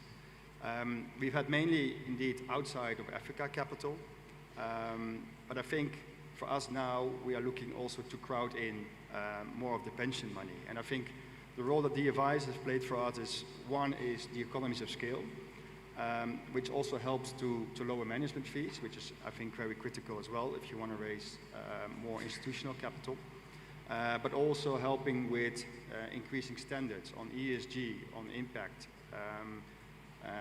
all these kind of aspects in portfolio management. So there's a lot of support they've given us over the years to bring us where we are, to, I think, now really attract more institutional capital. And our interest obviously is to attract that from Africa. In your early or your experiences so far with African institutional investors, have you noticed that they have any different requirements to DFIs?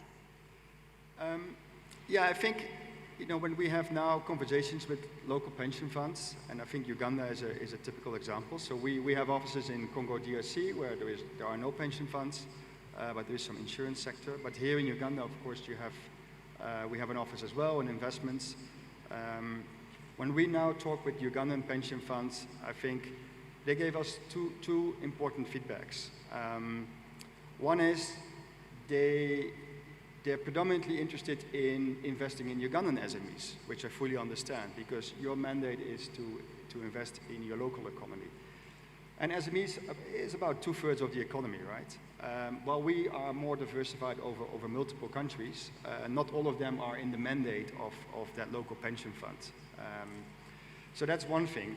The other thing is that we are a dollar-denominated fund, which has, this is what our current investors would like, but I think it's not necessarily something what a local pension fund wants. So the Ugandan pension fund, they told us we'd prefer if we would get a Ugandan shilling denominated return. Can you give us that? So that's now what we are designing, to come up with a fund which is more localized, so denominated in Ugandan shilling. The climate has also changed, or the regulation has changed, that you can now actually set up a limited partnership locally here, which wasn't possible yet, say 5 years ago. So now we have the possibility to set up a local limited partnership. We can denominate the fund in Ugandan shilling, invest in local Ugandan SMEs. And we also now have the economies of scale to do that. So that's now what we are planning to do, because you need to make something fit for purpose. I think there are quite a bit of barriers and restrictions around institutional investors, pension funds, but us as fund manager, we also then need to listen to that and say, okay, what can we design in terms of structure that actually works for you? So that's what we've been doing, and that's what we are now going into the market with for Ugandan funds. And we would have to replicate that for Kenya, for Zambia, for other countries. But we've seen that the most successful ones that have done that in Africa, which is quite recently, I think, in Ghana, is just a fund for Ghana, funded, I think, 60–70% by Ghanaian pension funds. And I think this is one of the routes, for sure, for pension fund money to go into your local economies. Well, that's really interesting, Jarl. I think one of the comments that David made in his opening remarks was about making sort of fit-for-purpose vehicles to suit the African context, and I think taking the specific domiciliation, investments, mandates, and currency requirements of the local pension funds is a very important step in that direction. Siongo, I'm curious if you hear that coming as an international development finance investor who presumably has a specific kind of currency to invest, and often DFIs traditionally have looked for more regional diversification in their portfolio. How does a local currency vehicle sound to you? It sounds remarkably good, and we recently invested in one in Zambia. But allow me to introduce Swedfund a bit to give context to this discussion. So we are Sweden's development financial institution. We make investments at commercial terms in sustainable businesses with a view to contribute to poverty reduction through sustainable economic growth, job creation, and climate change. Our investments come with capital, expertise, and partnership. Africa is quite core to our portfolio. It has been and will be. We have about 70% of our total invested funds here on the continent. To answer the question, we recently invested in Zambia into a local currency SME debt platform. It's called Growth Investment Partners. We did this alongside the local public pension, NABSA, in Zambia, and we had another European DFI that started this and invested, BII. So it is something that DFIs can do and are increasingly looking towards doing. As a DFI, one of our mandates is to be catalytic. And this is an assignment that comes through our establishment, comes through public policy. For us as Swedfund, for every dollar we invest, we must mobilize at least 30% of that. So going back to GIP, some of the lessons that we learned, I think, is one, fit for purpose. There's a big need for SME financing in Zambia. Zambia is not unique. This is something we see across the continent. But to be able to co-invest alongside the pension, we had to have a local currency vehicle. Beyond having a local currency vehicle, that vehicle had to be established, had to be regulated in Zambia. So we had to take into consideration the local realities to be able to have impact through access to credit for SMEs. Another key consideration for some of these local currency vehicles is, local institutional capital, particularly pension money, have a mandate to safekeep, have a mandate to grow the AUMs for their scheme members. So in establishing some of these vehicles, consideration has to be taken to the local risk-return profiles, especially on a long-term basis of other instruments, and tailoring it to this.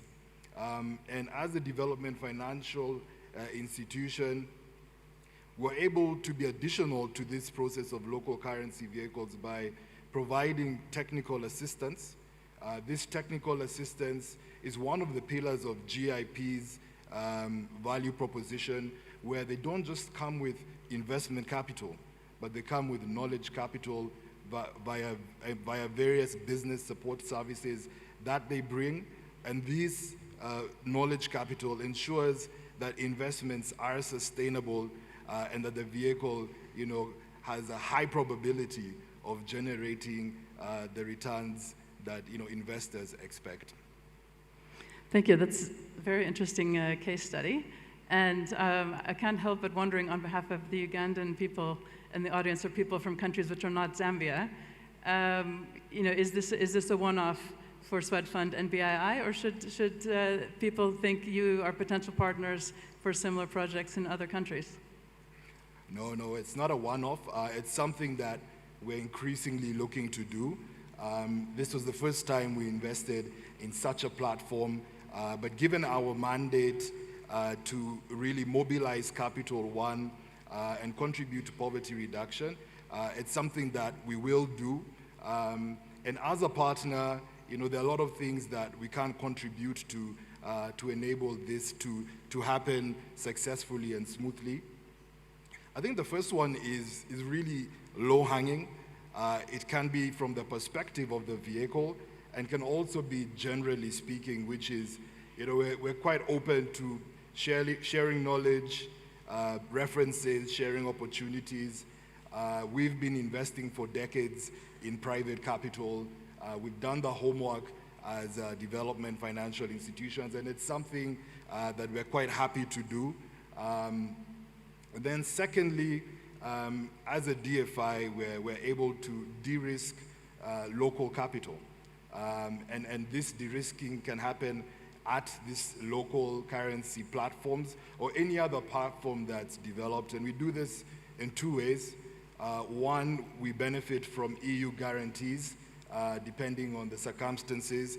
These guarantees help mitigate some of the risks, perceived, actual, here on the continent, and co-investing alongside us or bringing us into investment opportunities will enable you to access some of these guarantees as a co-investor. And secondly, we're happy and have come in as a junior tranche or first loss in some of these vehicles to ensure that the risk-return profile, does fit a local purpose. And then, thirdly, one thing I'll mention, and this perhaps is not to, private credit vehicles, but more towards infrastructure funds, is DFIs are able to fund feasibility studies to take these projects to bankability. So we have an envelope every year where, we, invest in feasibility studies, and this is grant funding to take it towards bankability. We could invest, we could not invest, but the idea is to have more bankable projects. And here in Uganda, we recently signed an agreement with the government where we would fund the feasibility study for the transmission line between Kampala and Malaba for the envisioned SGR railway. Thank you very much. And I think combining your remarks with what Jane shared earlier about the World Bank, that we can see development finance institutions and international investors as partners as we look at developing both strategies and tools for investing in alternatives. Donald, turning to you for maybe a 30,000-foot view, but from your perspective as the stock exchange, what are the reforms and other regulatory or other structural requirements that would need to be put in place or are emerging to make more investments in alternatives possible? That's a great question. And when we look at it as the Nairobi Securities Exchange, first we agree, there is a lot of money. In Kenya, it's about 2 trillion shillings, somewhere around $500 billion. And the question for us is, how do we play our part to enable this money to access private businesses, to access private assets? And when we look at it, we come and we say, we would really push the envelope by being an efficient exit mechanism, because it will allow this money to go back in and invest in more capital, in more private companies. And this creates a virtuous cycle, something very close to what David spoke about, or the NSSF managing director. And so we ask ourselves, in the objective of creating this virtuous cycle, what currently blocks us? And we came to 3 particular goals or buckets that I can just take a minute to expound on. The first is market confidence. With market confidence, we're talking about visibility, liquidity, transparent valuation. Without that, the private market gets a bit jittery. I think David made just an excellent point about that. So as an exchange, that's one of the buckets we really need to look at, and not from a position of, we've looked at, and there was a really good suggestion about creating minimums and the rest. This is your money. We cannot force your money to go somewhere. We have to attract the money. And so we need to really look at this and really look at who are the people making the decisions. Let's not look at it as this amorphous decision-making organ. They're individuals making decisions, they have fears, they have goals, and we need to address that particularly. When we look at that, we see that in Kenya, about 50% of the market is traded by foreign investors. About 50% is domestic, of which a large part is institutional. So in our case, what is missing is local perspective. And we're looking at that, and I'll just unpack that slightly. The second is fit for purpose, and I think it has been mentioned a number of times. Is the exchange really fit for purpose? I'll give the example of the Kenya Pipeline Corporation, which has been spoken to be listed. Currently, the Securities Exchange is geared for high asset value, really mature companies. So when we look at KPC, I mean, our eyes are just tearing with joy. It's just delirious in what we're experiencing.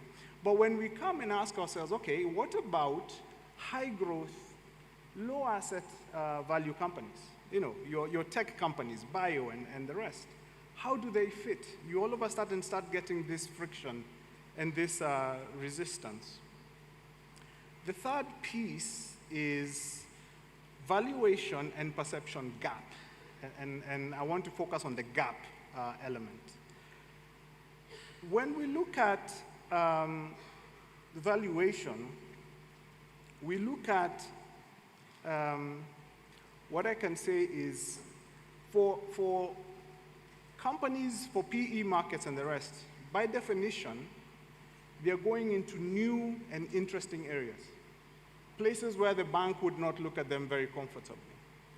The problem is that this advancement and this innovation creates a gap between valuation understanding of the private market and the public market. And the question becomes, how are we going to bridge this gap? Because if this was a normal, well-understood, can get bank loan type of company, the Securities Exchange knows exactly what to do with that. But once you get into these innovative, high-growth companies, we need to start asking ourselves, what are the pieces that we need to put in? And so when we look at those three buckets, there are some areas that we have been quite, we've already begun the process. So if we look at market confidence, we already know we have foreign investor participation in our market. So we have that perspective. We have local domestic. And so the current strategy of the Nairobi Securities Exchange is to onboard 9 million retail investors. And what that does is create an entire change in the zeitgeist. Being successful in 9 million retail investors means that I'm no longer looking for a plot, as was well said by David. The land no longer becomes the discussion we're having. 9 million investors means that, as Jane mentioned, you are now bringing the trustees, these individuals who are making these decisions, into that conversation of this market. 9 million investors will be a reality in Kenya that will change the entire fabric of what it means to invest. And I would truly love to see what private capital is able to do in that market. When we talk about fit for purpose conversation, we're looking at dedicated boards. So now we're not looking at, bring us this large government-backed parastatal type of entity. We're saying, let's create a technology board, let's create a bio board, let's create an agri board. Let's create boards that are very specific to what is coming out into the market and have the exchange fit into what the market is delivering and what the market wants to use the Nairobi Securities Exchange for.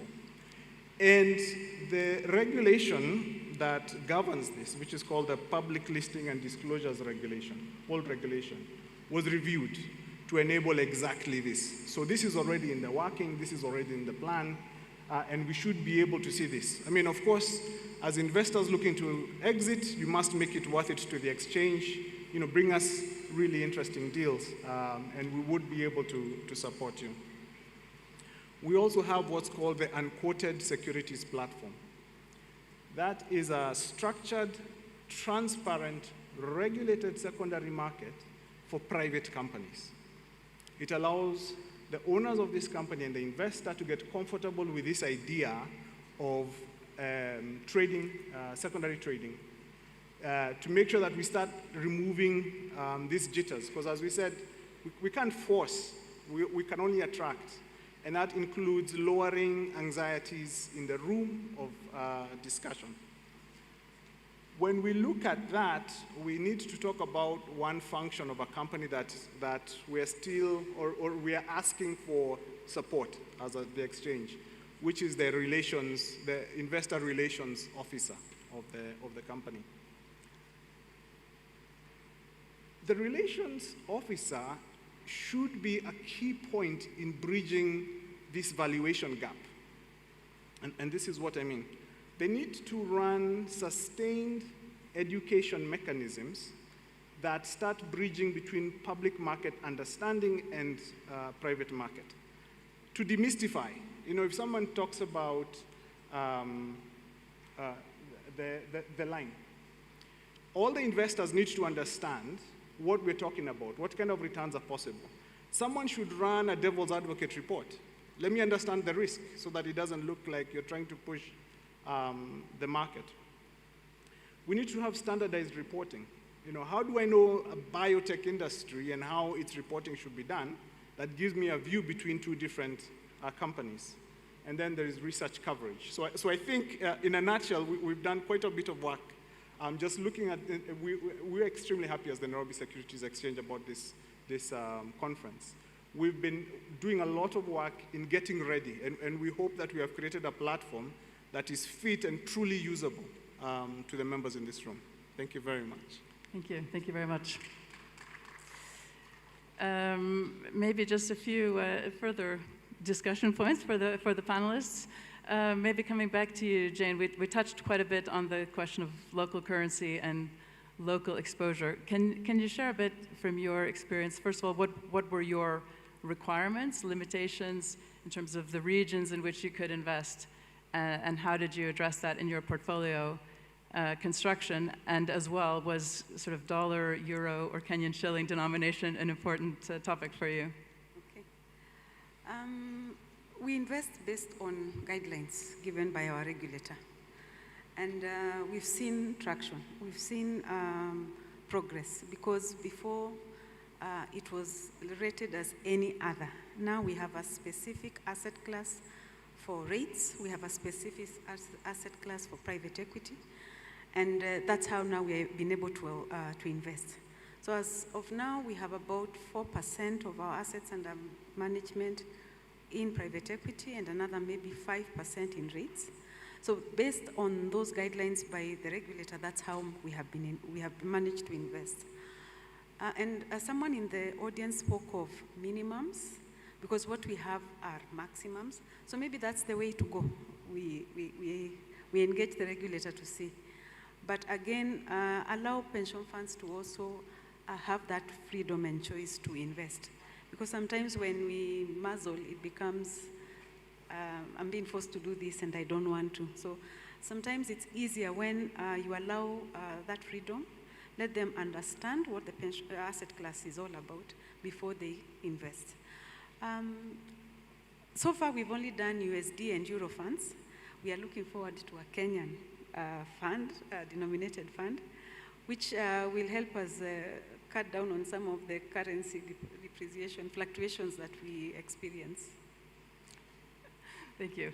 And also maybe thinking back to the point that Mr. Moyo made about benchmarking the returns. When you looked at private equity fund investments, how did you think about that risk return in the context of your overall asset allocation? Given that it is an asset class that is not regulated, it's an asset class that we are relying on the returns given by our investor.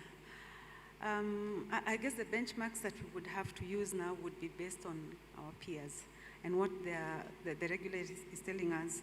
Look at what other benchmarks are and use that to gauge. So far we have managed to make double-digit returns, some good, some bad, but we have somehow managed to overcome that. But we are pushing and seeing, is it possible to have regulation? And like Donald is talking about, if we can expand the scope in terms of exits, is there a secondary market where we can exit when we are not happy with the performance of a private equity fund? We don't have those options as yet. So if those can be put on the table, then it would give us more options. Maybe I'm going to put you on the spot with one last question about your experience. The question of purpose came up, I think, several times in the opening remarks. To what extent did purpose play a role in your decision to include private equity in your portfolio? And was that primarily a financial return purpose, or are there other purposes that are acknowledged by the pension fund? First off, I have a duty, and like the MD for NSSF alluded, we have a duty. We receive contributions from members, we give it back to them. So we have a duty, and we have a duty to give a return to our members. So first motivation was, of course, return. But more importantly, we looked and said, most of our pension money is going to government paper, government lending. Let us try and see if we can diversify our portfolio. So the second big motivation was diversification. Let us see if we can diversify this portfolio and give us an average return that works for our members. Thank you.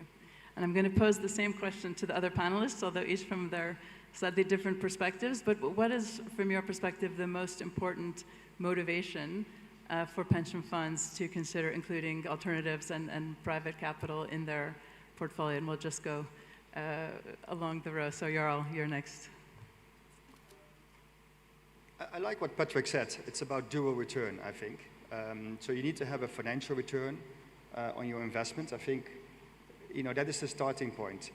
But I think creating jobs, creating economic development is also, I think, an important consideration for pension funds.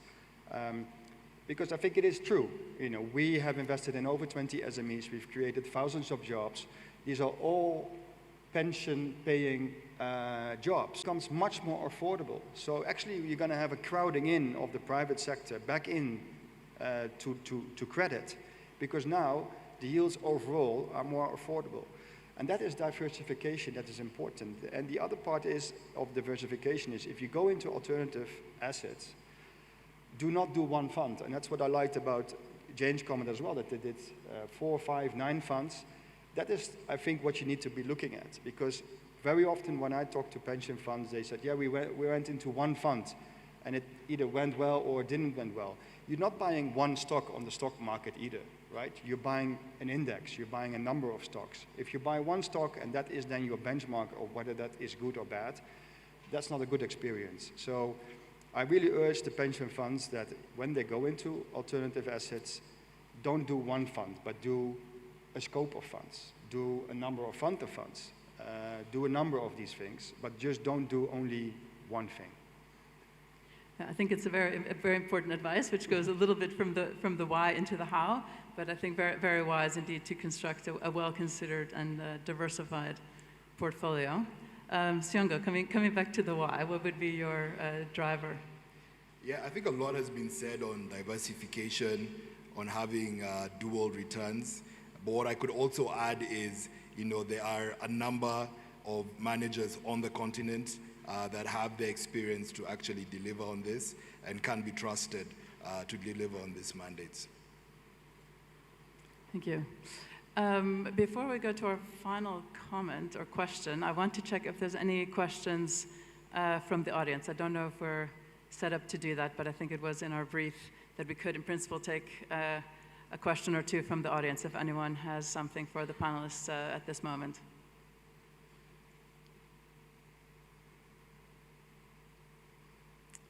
Okay, I'm seeing a sea of non-raised hands, so let's move to our final question, which is really about the how. And I would invite you each to pitch your response to this at the level that you think it's most relevant. So it can be a call to regulators or government. It can be a call to specific pension fund administrators or trustees or anyone in between. What is, from your perspective, the most important next step in increasing the role of African private pension funds in private capital? If I can start? Please do. I think there's opportunity. Local pension funds, money is there, and we have heard from previous speakers, we have the capacity. We just need to take the first step. And we have set the precedent for you, and we are a testimony that it works. So let's move forward together. Because like they say, if you want to go far, go alone. If you want to go fast, go alone. But if you want to go far, go with others. So I welcome all the administrators and pension funds in the room. Let's do this. Let's build our infrastructure. Let's build our businesses. We have the capacity. We just need the SWED funds and the local and the fund administrators and the fund managers to just create the right vehicles, and we shall invest. Thank you. Thank you. Jarl. I have two things actually. One is, which I already mentioned, is the creation of local domiciled vehicles, investing in local currency assets, in my case, private credit. I think that is an easier step than creating a regional or even a Pan-African vehicle where you also will run into maybe regulatory constraints or restrictions from the local pension funds. I think on the other side, if you look at the pension funds, we need to think about capacity building. If pension funds have been predominantly investing in fixed income, their whole staff base is geared towards fixed income, and there's very little experience available across these pension funds to invest in alternative assets. So one way would also be to look at pooling of staff between pension funds. I think you have so many pension funds, but there's maybe one person looking at alternative, or alternative is part of their fixed income and they also do a bit of alternative.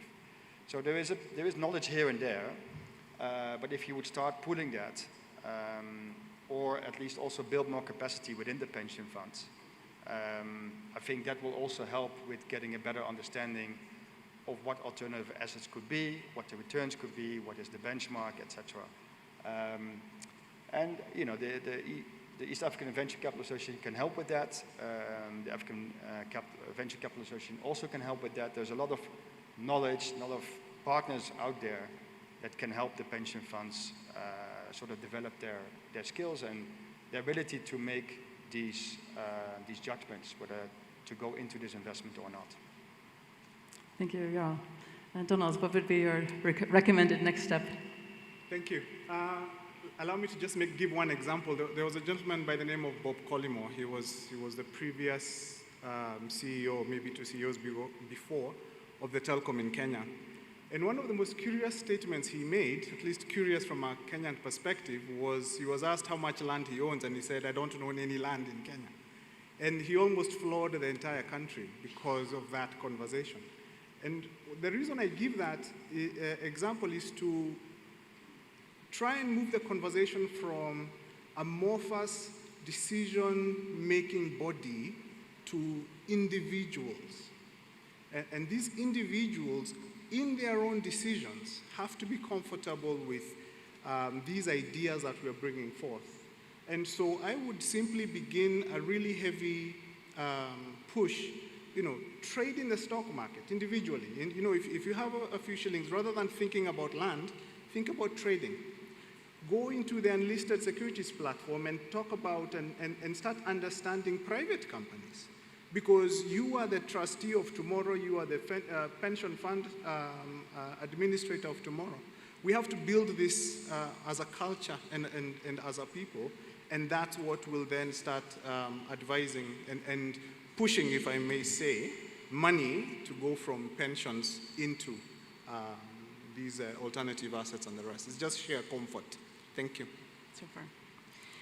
Siango, I'm going to give you the question, but I'm going to give you a two-part question, because same question, but also, I think you mentioned the word de-risking earlier. Before you sort of give the advice or request to others, can you just give a short explanation? What do DFIs mean by de-risking? De-risking, all right. I think in terms of parting shots, for me it's collaboration. I think it'll take a village to raise this alternative investing child. There are already some frameworks, examples that can be followed. Recently, BII signed an MOU with PIC of South Africa. Us as Sweat Fund are happy to have, similar agreements, similar knowledge sharing with the pensions in the room. And we need to have a lot more of these discussions at the local level as well, at the country level, to ensure that the governance around pension is brought on board as this industry grows. On de-risking, there are two forms. The first one I'd mentioned earlier are EU guarantees. So as a member of the EU, we benefit, depending on the circumstances, on guarantees to mitigate certain risks involved with investing in emerging markets, such as operational, credit, and political risk. These are partial guarantees. And those who we invest alongside benefit from these guarantees. So by virtue of in co-investing, syndicating with DFIs, European DFIs, pension funds could benefit from this, but this is really limited to certain sectors, but many of which are part of the alternative investing space. That's the first one. The second one is first loss. So as DFIs, we're able to come in lower on the capital stack of a platform, of a fund, whereby the local institutional investors are able to recover their investment, some return, before we get return. And by virtue of that, the return expectations of the local institutional capital are able to be met. And this is something we've done in local currency platforms. Not a big part of our portfolio, but something that we do and are looking to do, and a number of DFIs are similar-minded in that way. Wonderful, thank you. I think the conclusions are clear, a very consistent response from the panelists that cooperation is what's needed, and I think you probably have heard from each of them a very willing partner in cooperation. So for those that are prepared to take the next steps, I think looking out for where the DFIs have gone before, where that might create some economies of scale, where they're willing to go now, where that might create some risk sharing or risk protection, looking for where other African pension funds have gone before and their willingness to share their own experiences.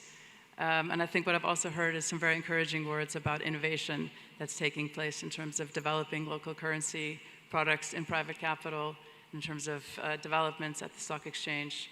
So lots of things I think that are encouraging in terms of this being the moment, as Patrick said in his opening remarks, an inflection point potentially for many institutional investors in Africa to start participating or continue participating or potentially increase their participation in the building of infrastructure and the private sector within these markets. So thank you very much to the panelists for your comments, and thank you very much for your attention. Can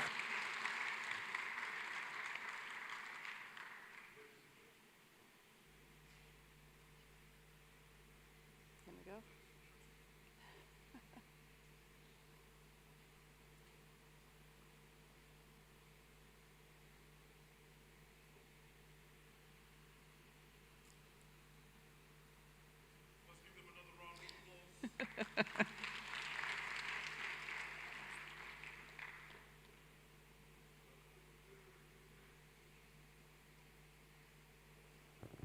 Thank you.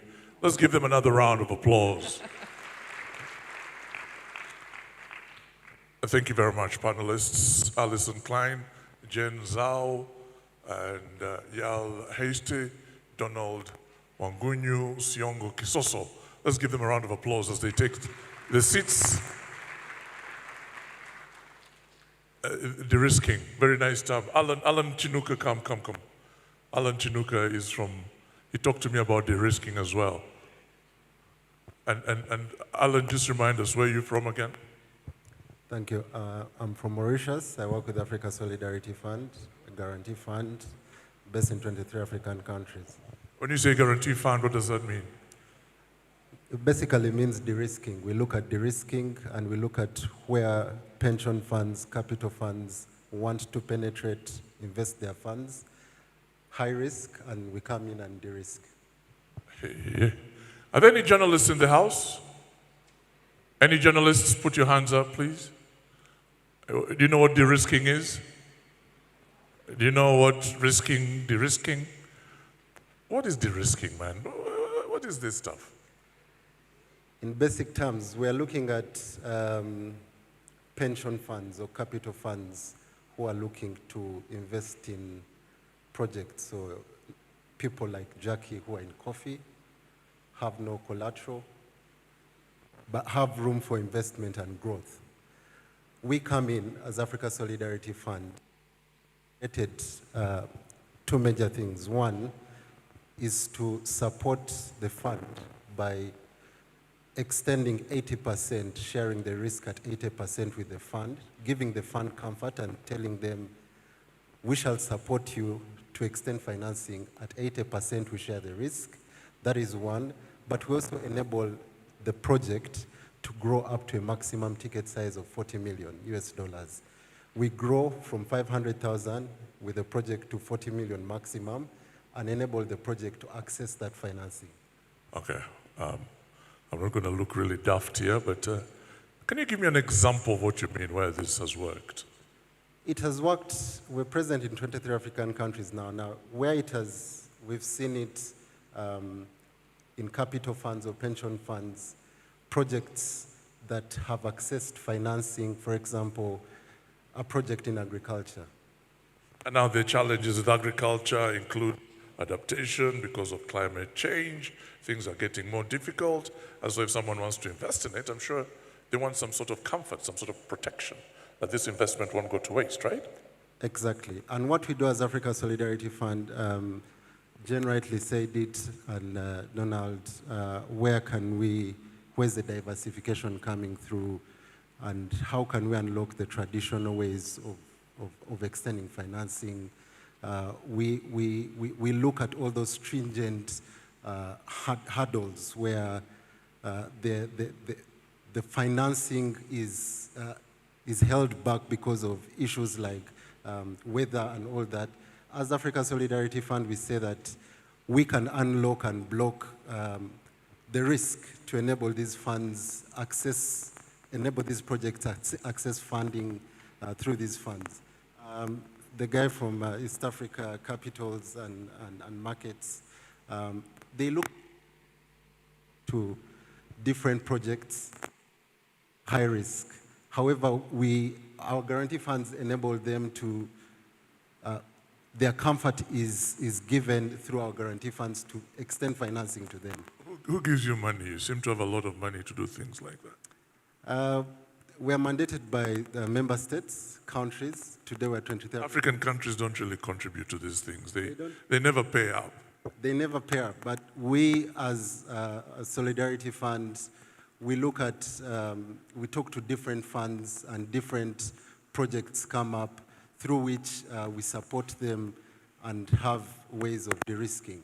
Okay, if you want to be de-risked, Alan Chinuka will talk to you about being de-risked. Anybody else who wants to say anything?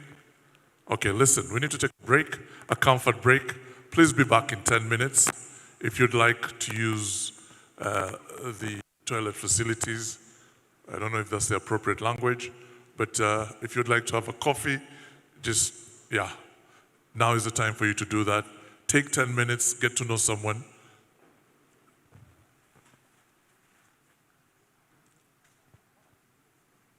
Actually, don't do that. Don't do that. Don't do that. Don't do that. There's been a slight change in plans. As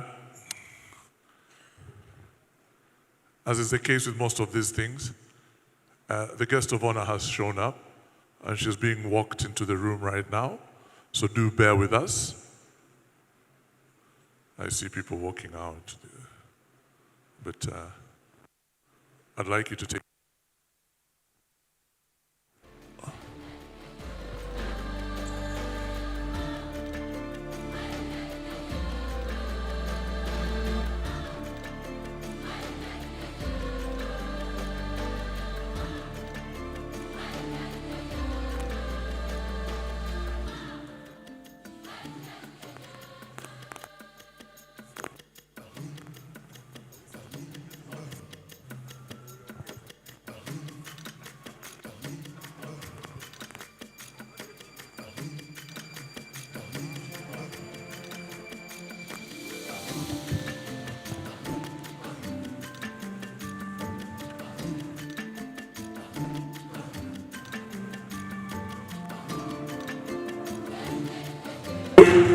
Thank you.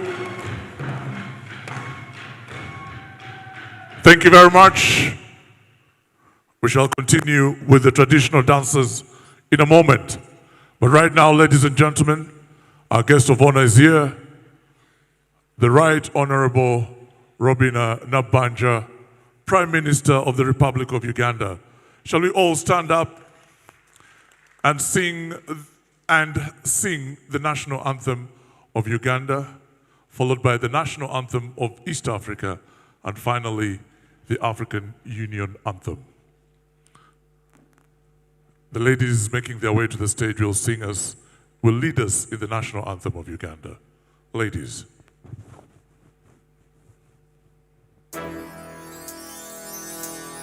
Oh, Uganda.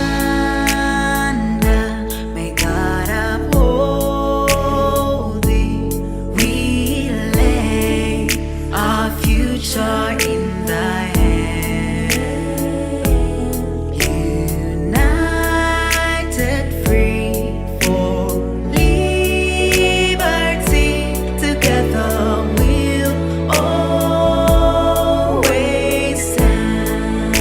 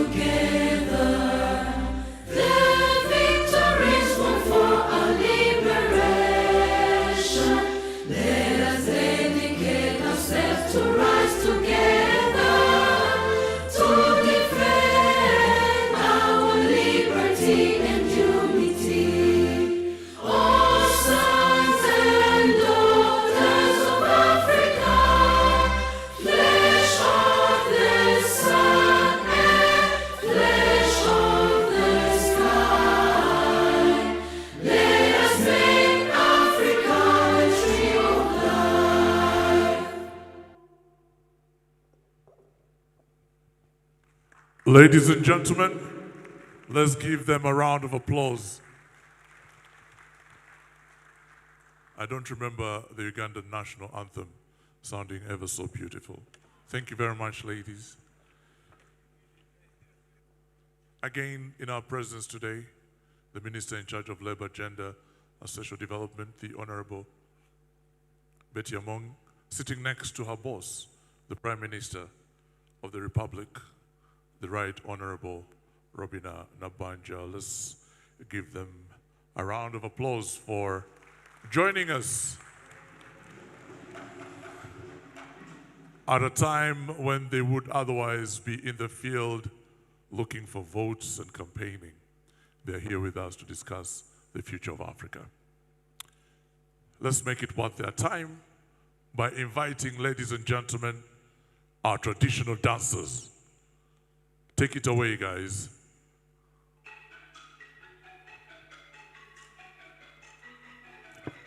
Derate nanyini muherate abangerate abagenyi baramsa erade bwera nanyini mwaramude abagenyi baramsa abagenyi bafete sanyiso kubaraba abangerate abagenyi baramsa mutula mukalira lunaku lwasanyo abangerate abagenyi baramsa mumpe kungalo luyimba lunyumire abangerate abagenyi baramsa erade nyoge wamanyo abangerate abagenyi baramsa sawe tuse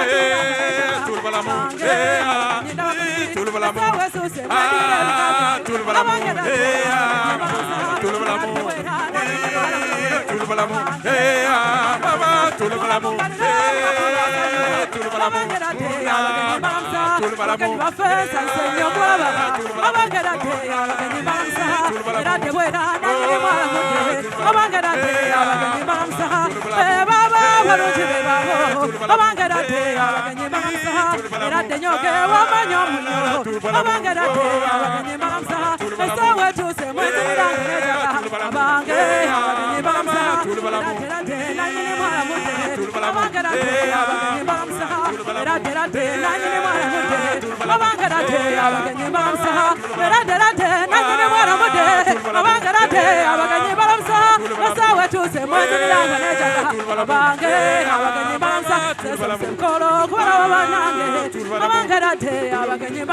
Tulbalamu,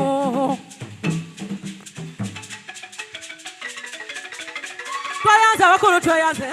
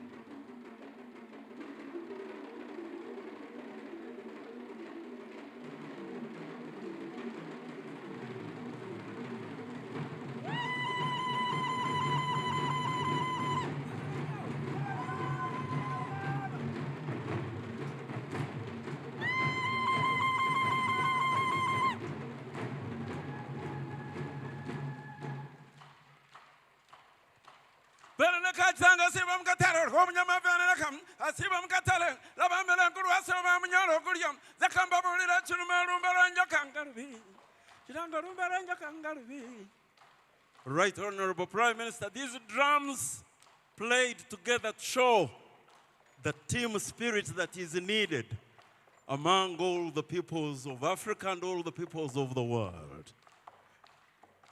Each one plays a section and hands it over to another one.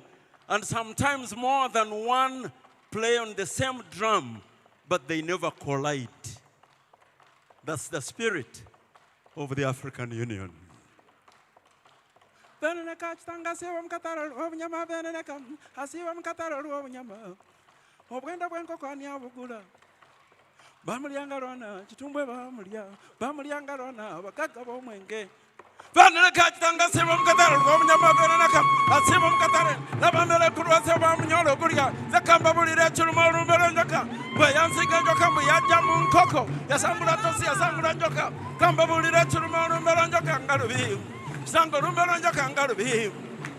Bamuliangarona, Jumba Bamuliangarona, Bagaka Bomenge, Manabalenzi Kagara Babarianga, Manabaluzi Kanga, Bamuliangarona, Jumba Bamulia, Wangarana, Bamulia, Nabaniana, Babarianga, Duarang, and Abamulia, again up to the Baruazagua. Yagenda tumbule barua zakwata omwana wambusi mulekenda goma omwana wambusi mulekenda tara atende chiwale chirunga chomange yagenda nabagende berera tambarango yagende koke simanyi ndowooza omugago omugabi simanyi ndowooza omugago omukodo baze wange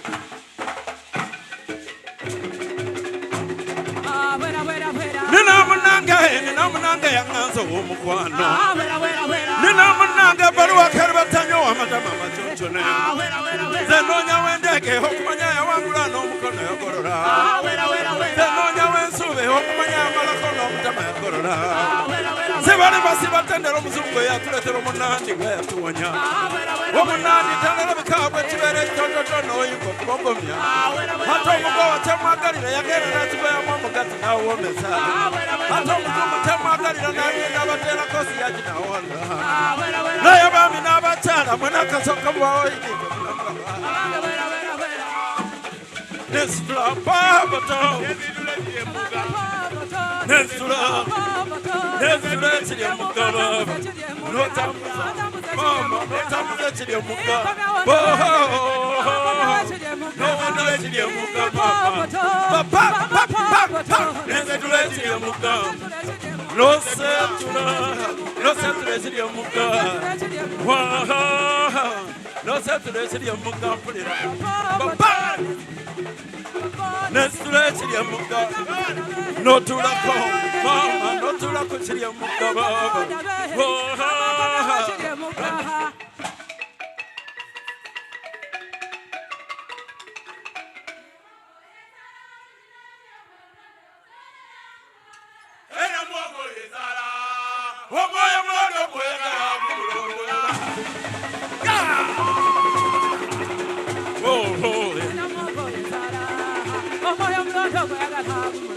Ena moko yezara barunyi nababi omulondola kwegala kumulondola Ena moko yezara barunyi nababi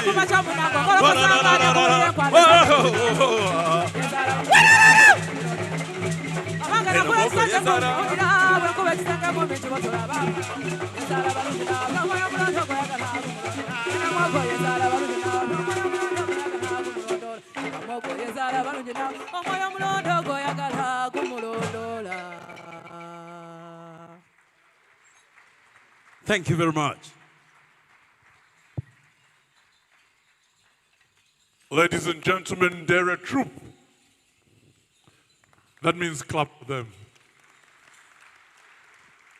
I think they're fantastic, are they not? Stephen, the gentleman who you saw leading the group, has been leading it since 1984 when he set it up. You know, this gentleman has looked the same since I was a kid. I don't know how he does it. In our midst today, very important day, is the Right Honorable Robin Anabanja, the Prime Minister of the Republic, representing His Excellency the President. She'll be making a speech shortly. Let's give her a round of applause. Thank you very much, Madam. Right now, we are talking about the future of Africa. It's only right that I introduce you to Laika. Where's Laika? Laika is a role girl. Laika, come over. Laika, take the stage. Laika has a message for all of us. Isn't she beautiful? Let's give her a round of applause. Come over, Laika. Laika, what is your message?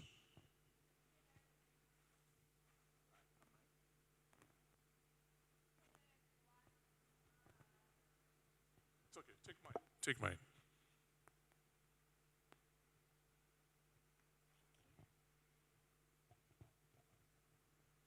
Hello, everyone.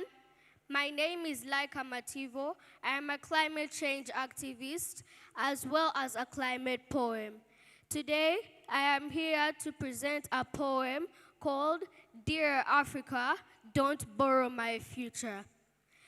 My poem was inspired by the theme of this summit. Thank you.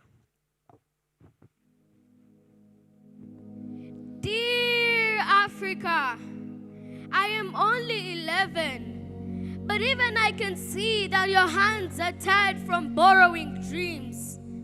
You keep signing papers to build tomorrow, but tomorrow never comes. It just grows heavier on your back. I watch you count debts like stars that never shine, while your own people's savings sleep untouched, afraid to wake. Why, Mama Africa, do we have to beg for what we already own? Our farmers sweat gold, our workers spin silver, our elders carry years that should be honored, yet our future is sold at a discount.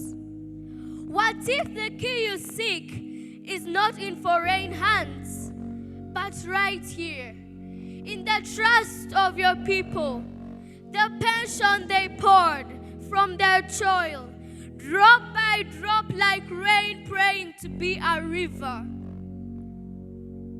Let our savings rise into schools, hospitals, clean air, safe homes where wisdom can rest. Because if you invest in your own, you set your children free. And I want to grow up in an Africa that doesn't kneel to borrow hope, but stands tall to lend it.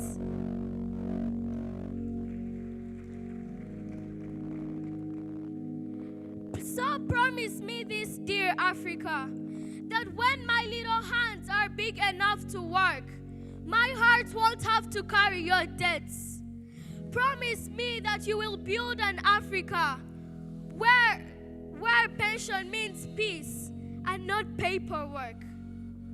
Promise me that our father's sweat will water our tomorrows.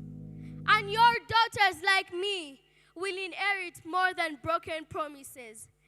I want to live, not just to endure. Dear Africa, don't borrow my future. Thank you. Ladies and gentlemen, Laika, thank you. Thank you very much. Thank you, Laika. You've done very well. Thank you, and you are welcome to Uganda. Thank you. Thank you. When you see Laika, you know that the future of Uganda, the future of this continent, is brilliant. Ladies and gentlemen, in a few moments, we shall hear the presidential address. Before we get to it, I'd like to invite the UN resident coordinator in Uganda, Leonard Zulu, to come up and make his remarks.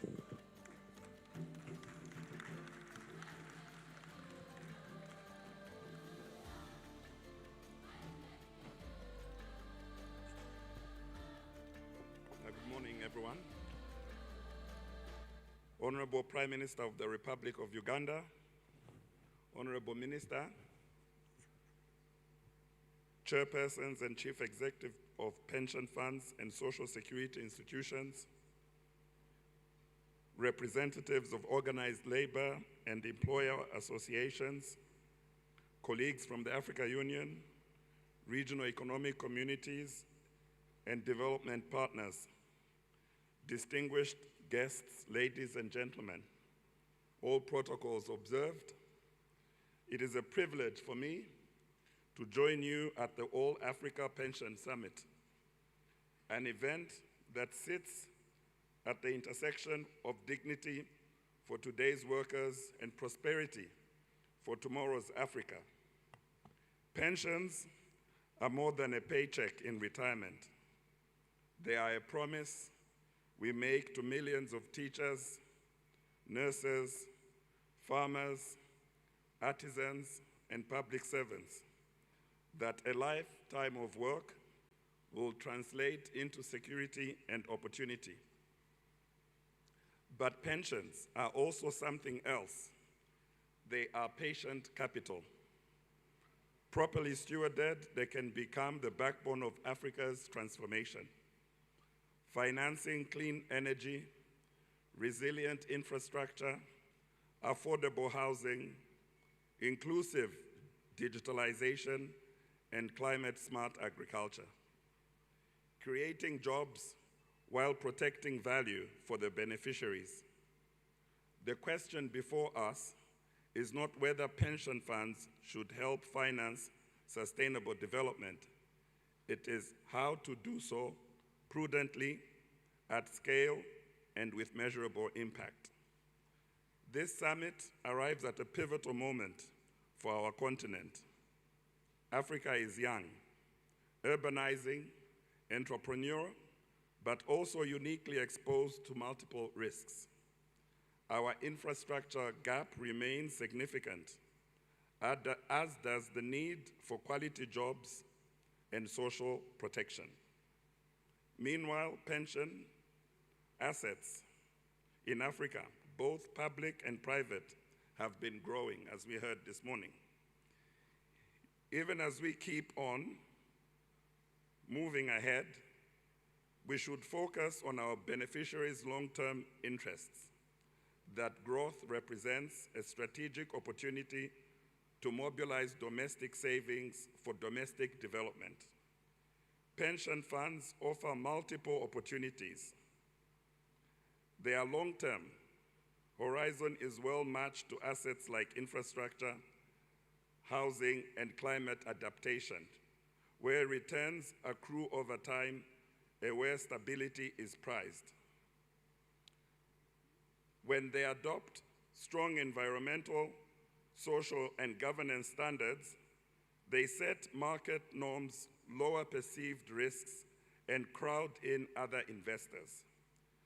Pension funds can also anchor blended finance vehicles, local currency bond issuances, and public-private partnerships, providing the stability that complex projects need. By further leveraging pensions, their potential for investments to serve workers twice.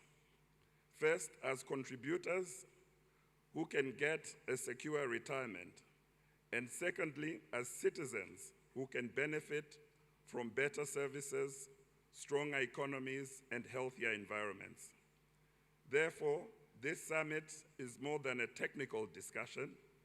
It is a forum for aligning policy, regulation, capital markets, and project pipelines that go hand in hand with Sustainable Development Goals and Africa Agenda 2063.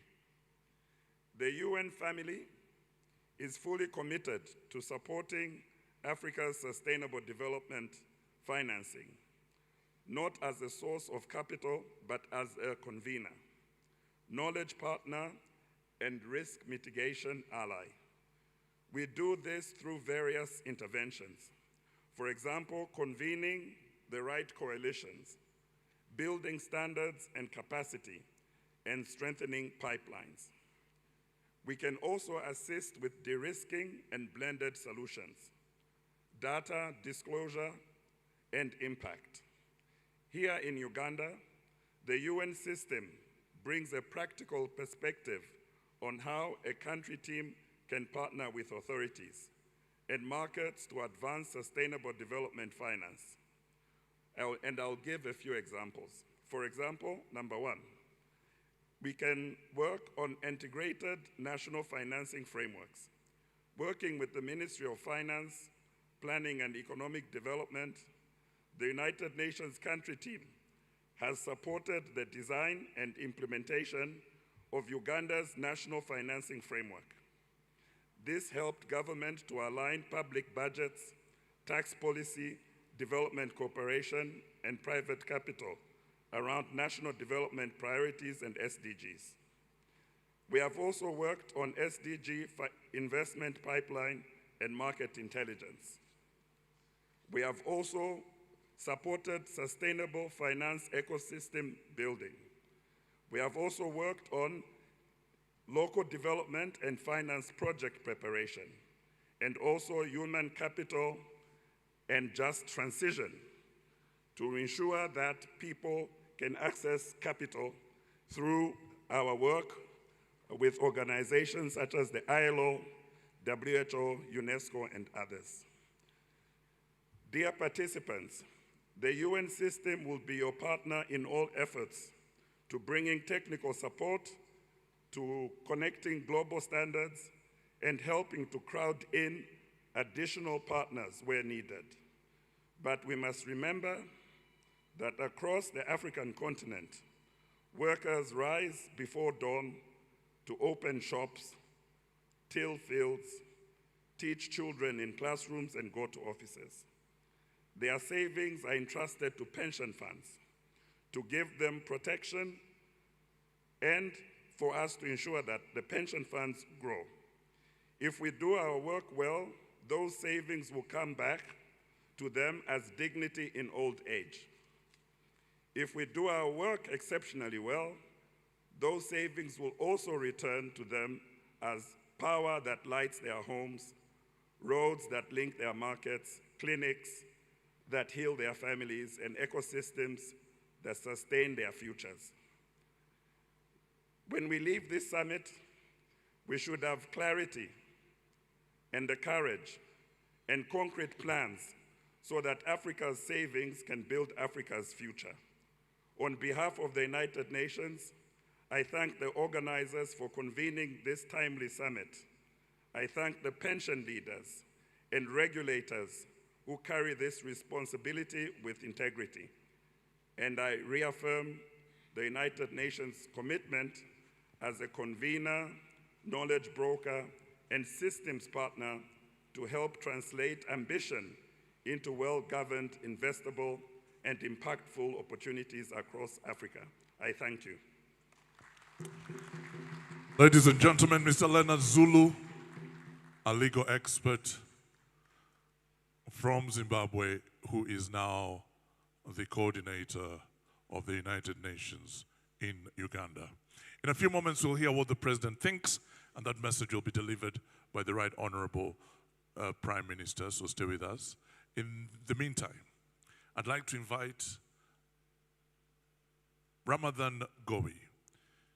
He is the Permanent Secretary and Secretary to the Treasury, Ministry of Finance, Planning and Economic Development of Uganda, and he'll be talking to us about leveraging pension capital for national and regional development and giving us a government perspective.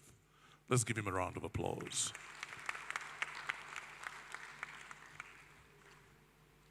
The Right Honorable Prime Minister of the Republic of Uganda, representing His Excellency the President, the Honorable Minister of Gender, Labor and Social Development, the Honorable Members of Parliament, and all colleagues, senior colleagues from Government of Uganda, Your Excellencies, the Ambassadors and High Commissioners, the Secretary General of ISA, as well as the Chairman of NSSF and the entire team from NSSF, distinguished delegates, ladies and gentlemen, I welcome to Uganda. And Uganda's economic story has always been one of ambition. Ambition anchored in the belief that disciplined policy and strategic use of domestic capital can transform our nation. The Whole Africa Pension Summit reflects this same conviction that sound fiscal management and mobilized domestic savings can power both national and continental transformation. As of January this year, Uganda's economy has continued to expand. By the end of last financial year, our financial year runs up to June, our economy was growing or put in a growth of 6.3%, and also is projected to grow by 7% this fiscal year. This growth is broad-based, driven by manufacturing, services, construction, and agriculture. The inflation is under control. The currency is the continent's most stable, and also the national debt of Uganda is sustainable. These indicators affirm the strength of Uganda's macroeconomic fundamentals and resilience, positioning our country as a favorable investment destination, even in a challenging global environment.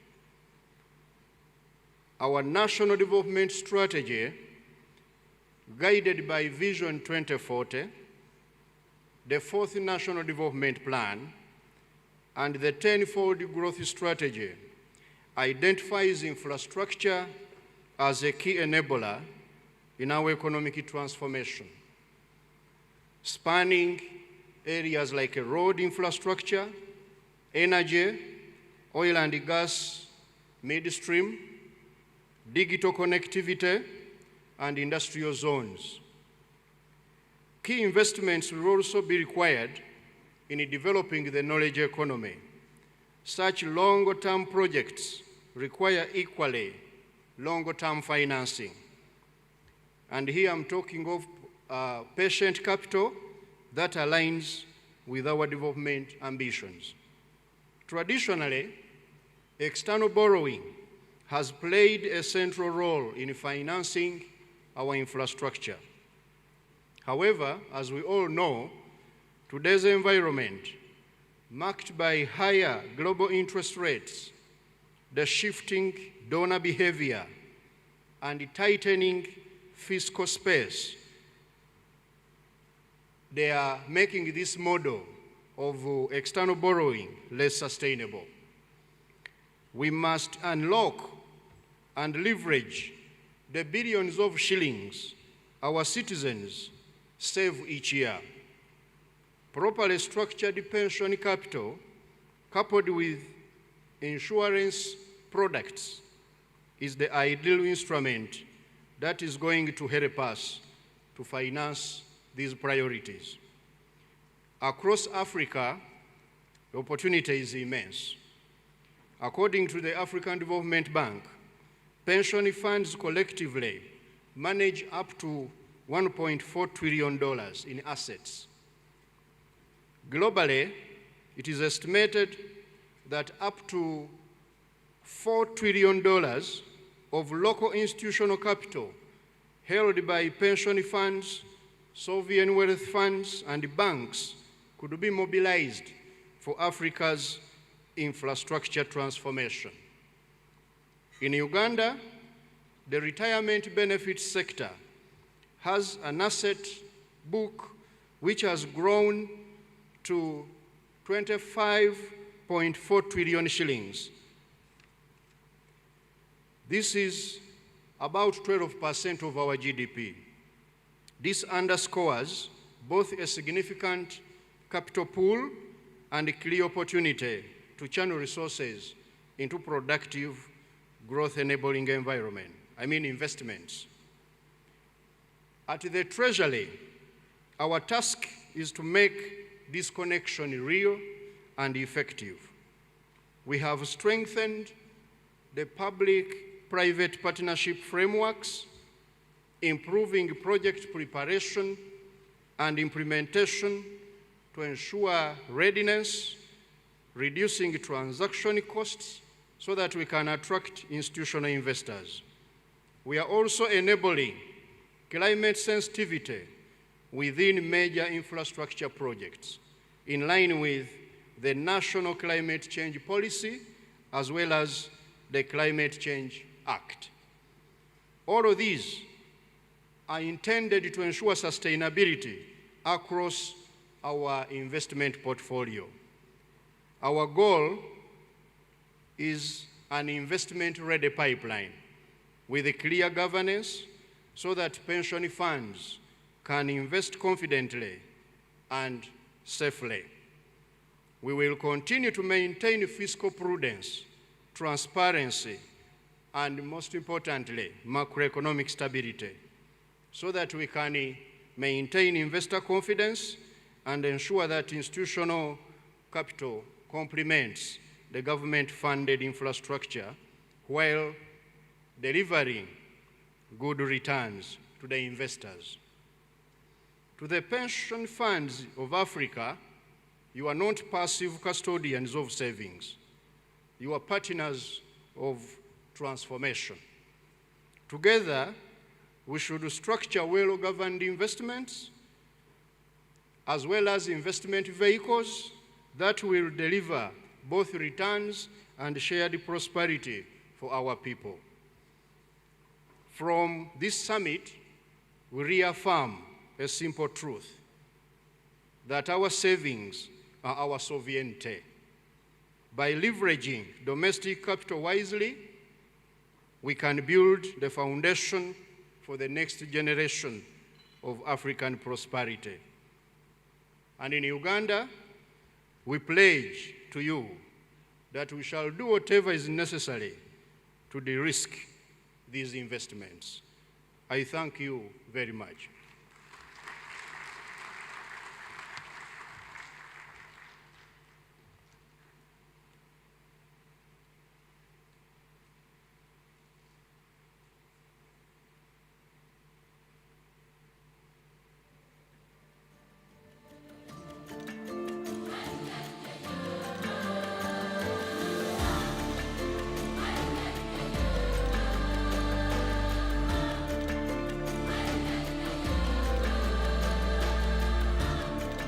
Let's give him a round of applause, ladies and gentlemen.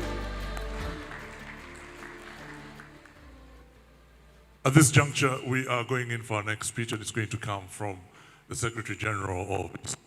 Let's give him a round of applause as he comes up on stage.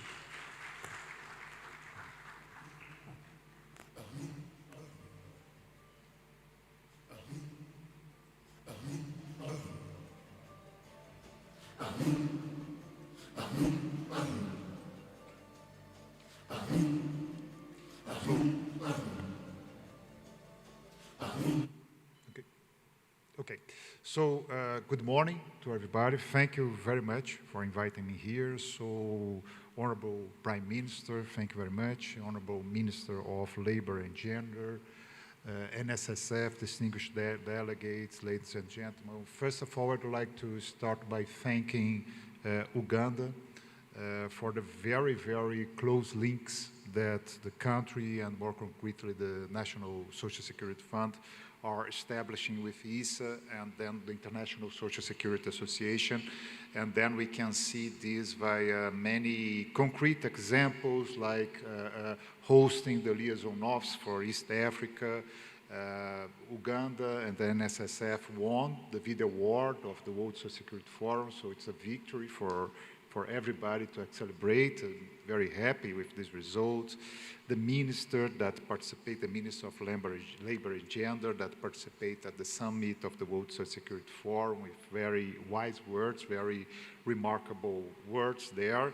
And also very happy to say that Kampala next year, September next year, will be the capital of Social Security in Africa, as Kampala will be hosting the Regional Social Security Forum for Africa, so it's something that we are very proud here.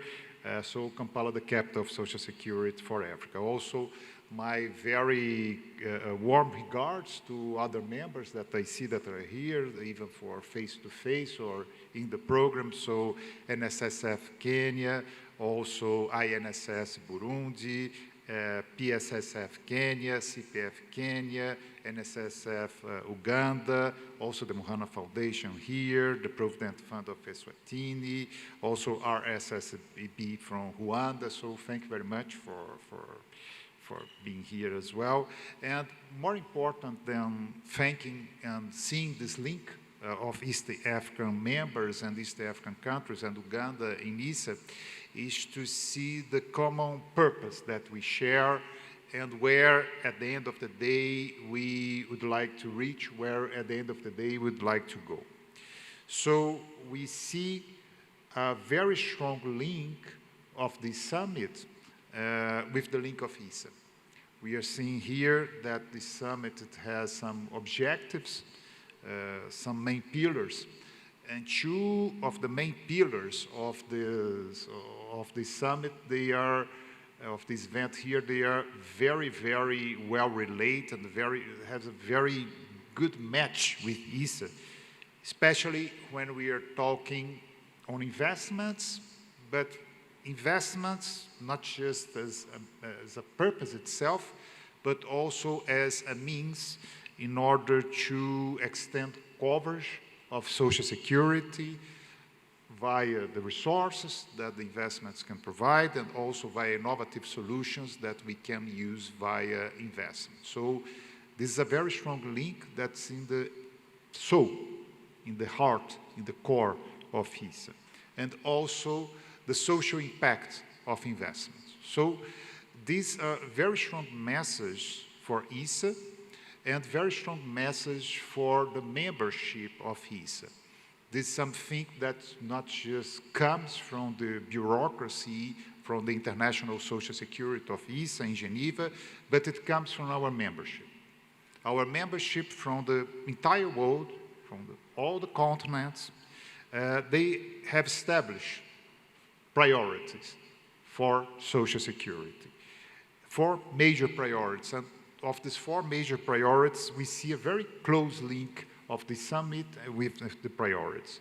Coverage extension is something that is a priority everywhere, no matter where we are, no matter the level of development of richness of one country. It's one of the objectives, and we are seeing these things written here. And another priority is the sustainability of Social Security, of pension systems. That's something that will be treated here.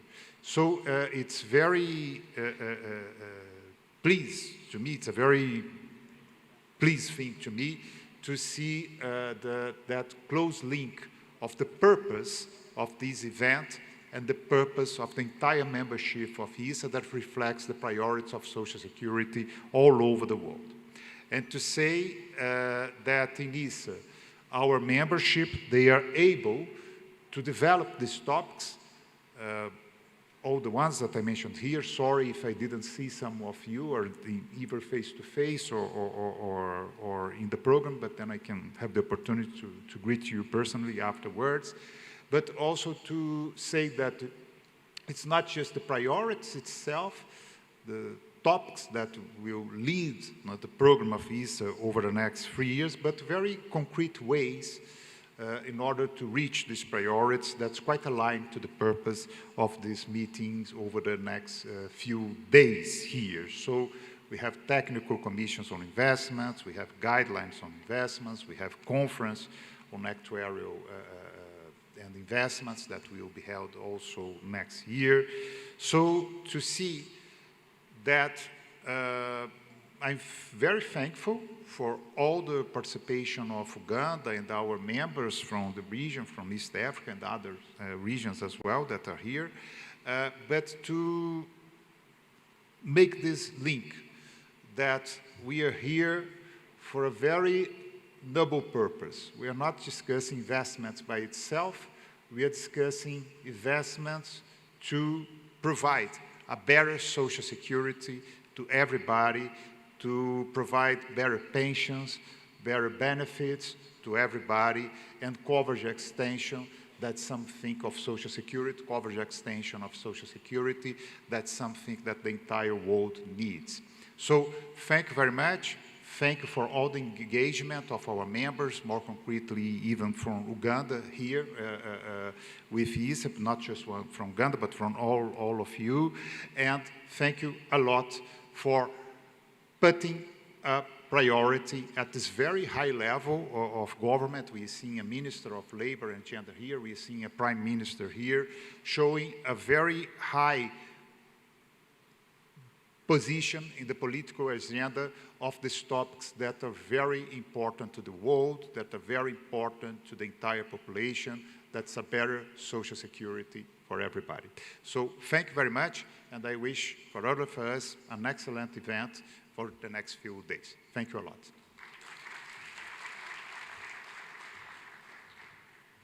We are going to have lunch soon, I promise.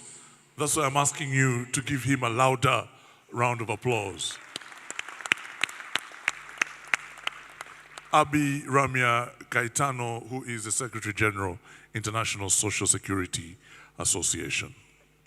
Ladies and gentlemen, the next person to make some remarks will be the NSSF Board Chair. His name is Dr. David Ogong. Let's give him a round of applause as he makes his way.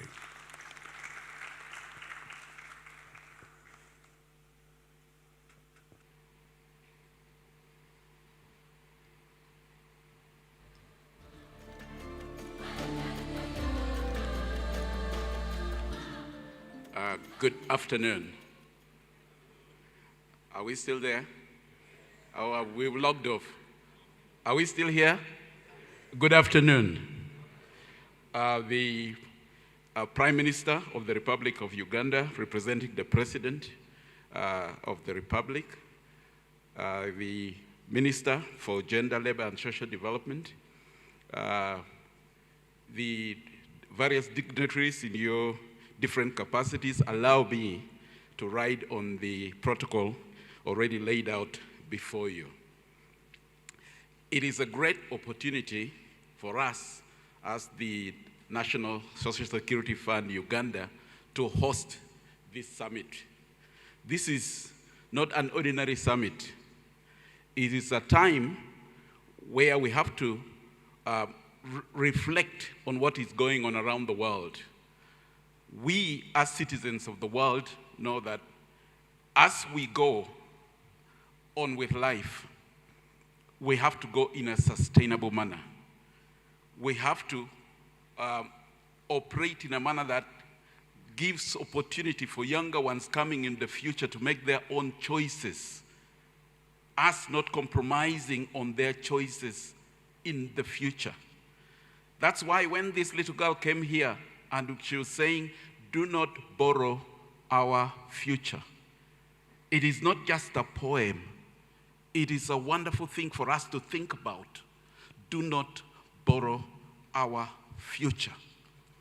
And therefore, when the National Social Security Fund Uganda has the opportunity to host the first summit of its kind,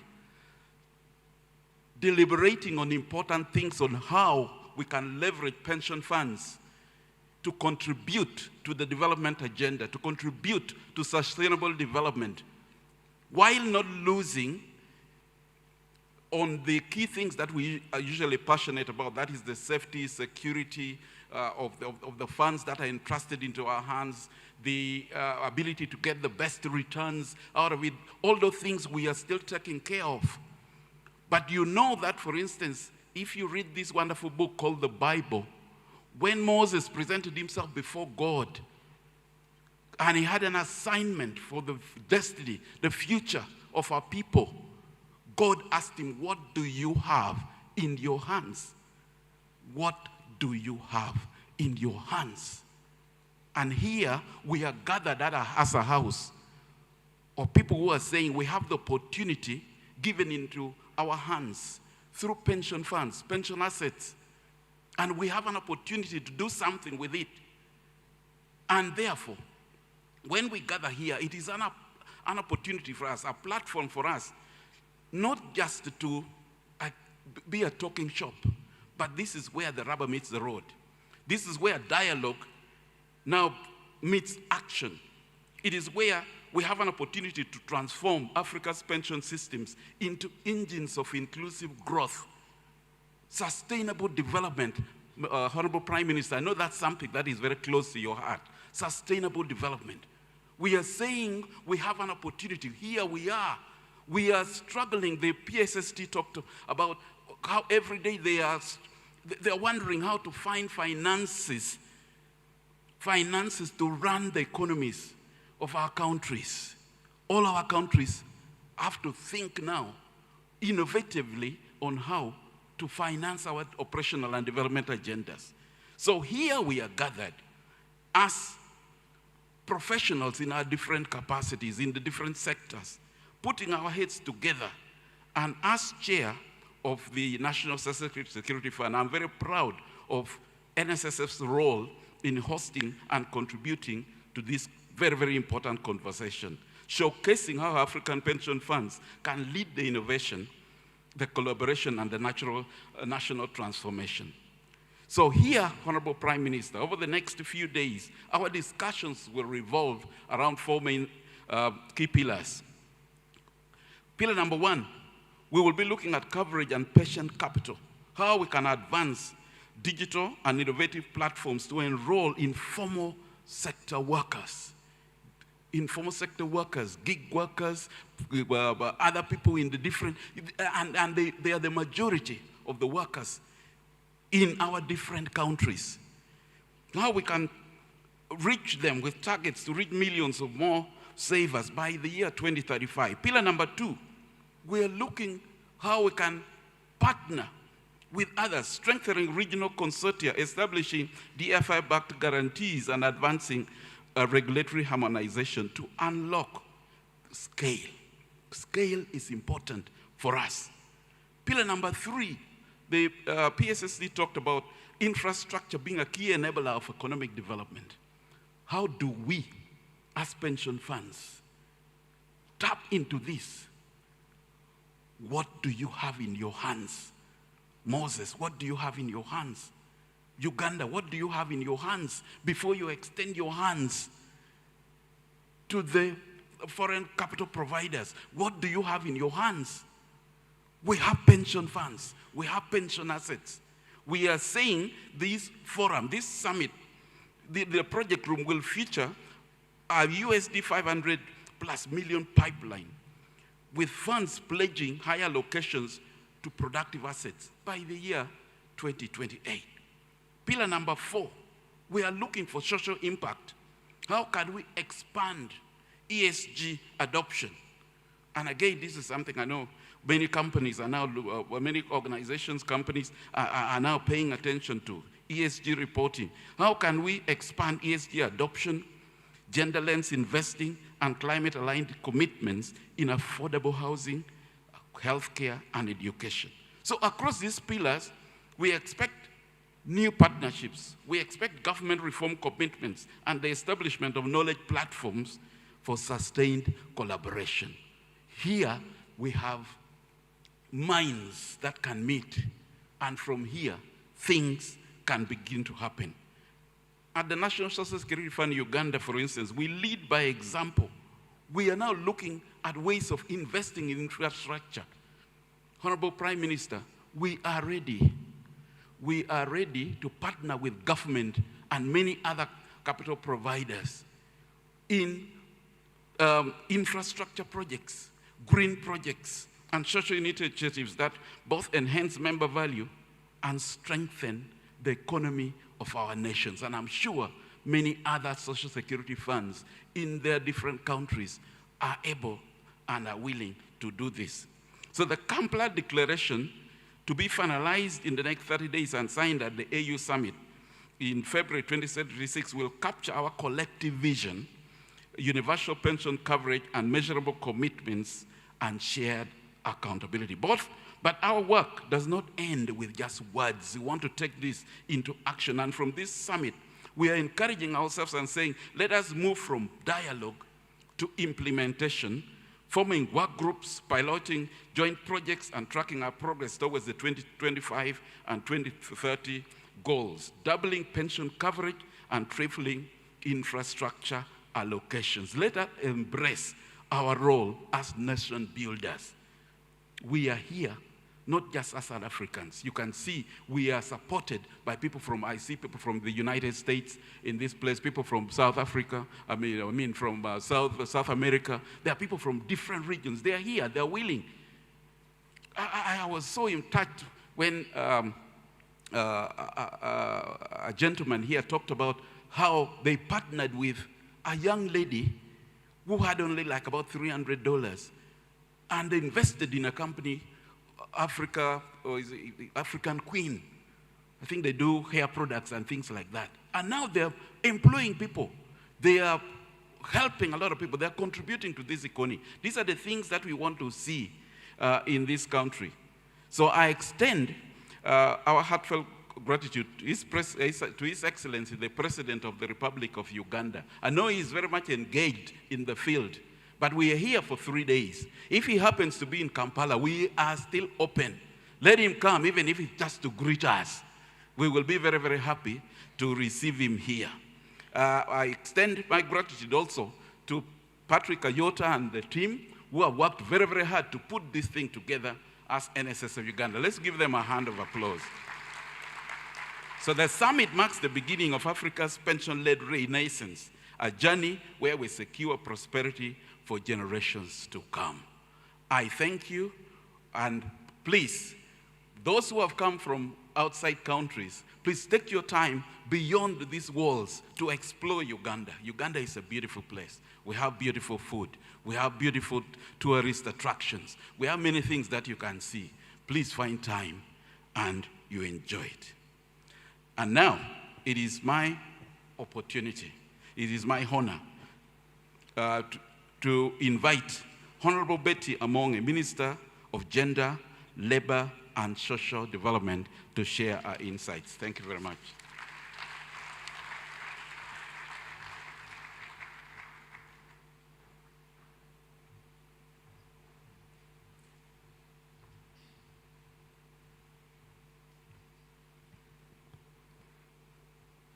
The Right Honorable Prime Minister, Honorable Nabanja, Excellencies, Ambassadors, High Commissioners, and UN Resident Rep and Fraternity, the Secretary General, International Social Security Association, the Secretary General of the African Social Security Association, distinguished CEOs of pension funds around Africa, all the stakeholders. I want to start by congratulating NSSF for putting up such a wonderful summit that has gathered us all today. Chairman, your team, MD and your team, congratulations. You've made us proud as Uganda. I think recently we were in Malaysia for such a meeting for Social Security, and I think you have surpassed Malaysia.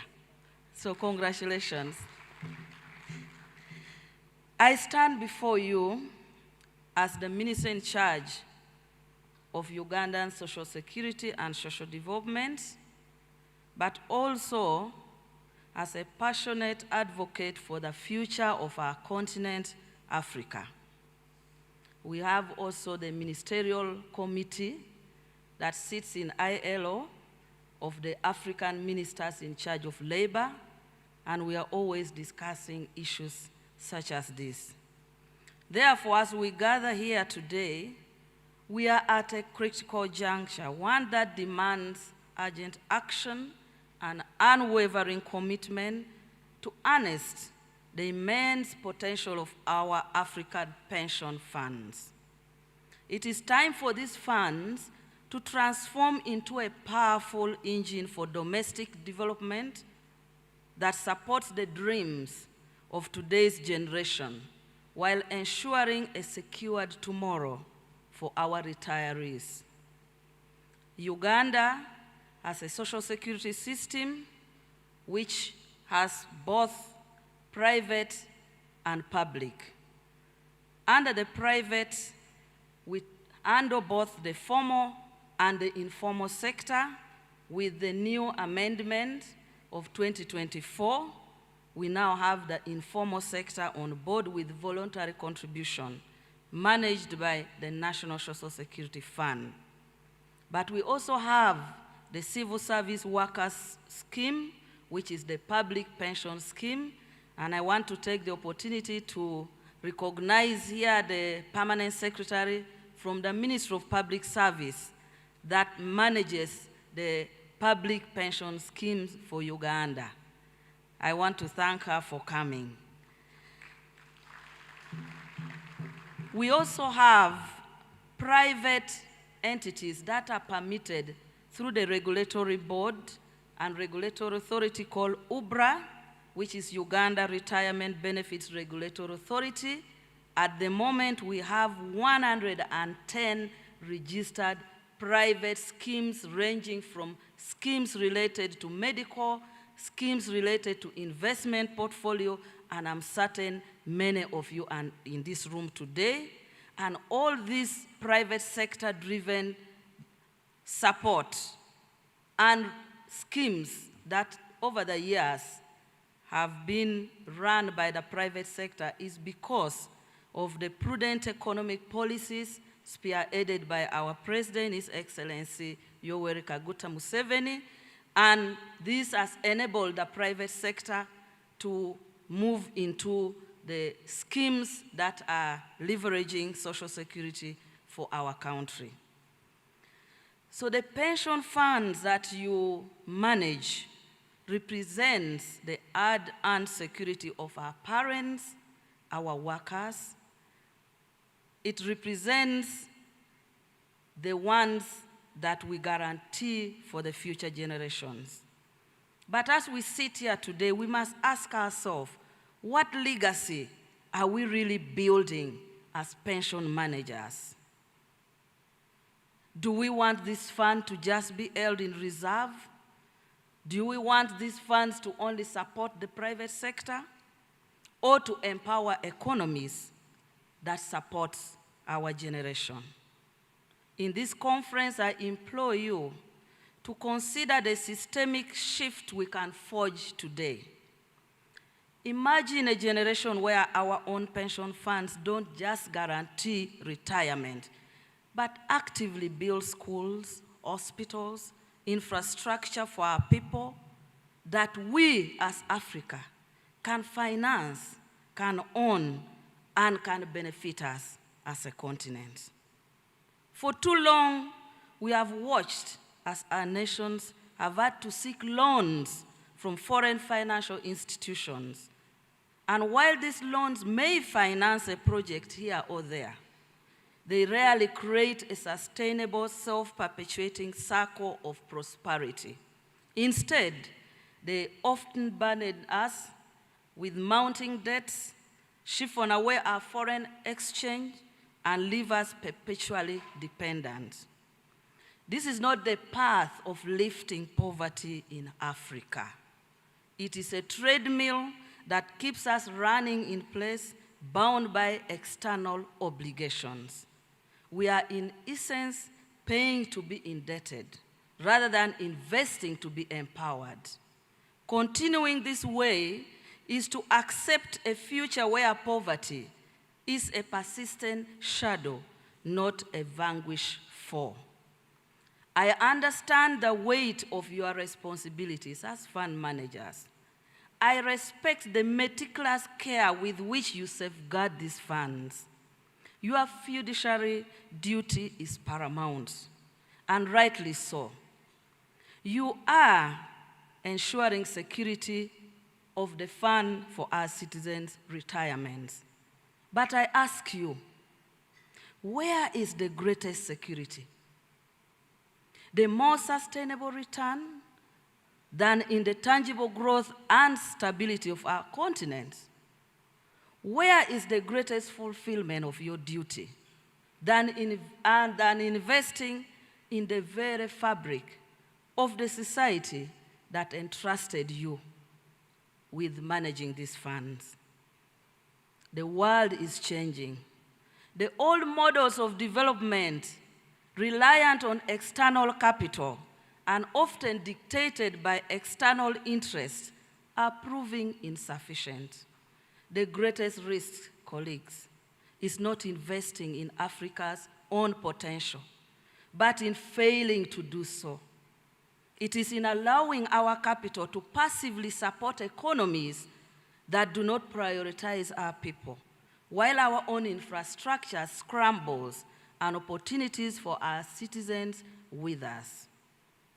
Imagine our funds investing in well-structured, transparently managed social security development projects within our own nations, offering not only the potential for robust financial returns, but returns generated from tangible assets and growing economies, and also profound social returns.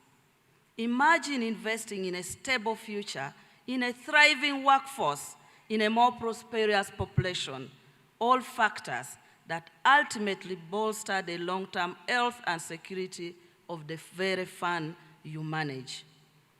With our collective interests, the investment and assets of Africa standing at $1.4 billion, Africa pension funds have the power to reshape our economic landscape. Let's draw inspiration from the remarkable success in the continents when we look at the Government Employment Pension Fund of South Africa, investing approximately over $1 billion to renewable energy projects that not only enhance public services, but create jobs. Nigeria National Pension Commission, harnessing the strength of pension funds, approximately investment of $2.5 billion, investment in infrastructure projects. The Kenya Pension Fund Investment Consortium, channeling over $1 billion in agricultural development projects, energy, and affordable housing. The Uganda NSSF, leading by example, managing approximately investing over $1.4 billion in local infrastructure projects. These investments are not just numbers on a balance sheet. They are bricks in a wall that shelter families, schools that educate, health care, roads that connect communities. And let me be unequivocally clear. The government stands resolute in its commitment. We will not jeopardize social security for our citizens. No. We are committed to robust regulatory frameworks, to transparent, and to ensuring that these vital pension schemes and funds not only remain solvent, but grow stronger. The initiative of today is not about diverting funds from the social security funds in Africa away from its core mandate of social security, no. It is about leveraging the social security fund to build a more prosperous future that, in turn, secures even greater social well-being for our people.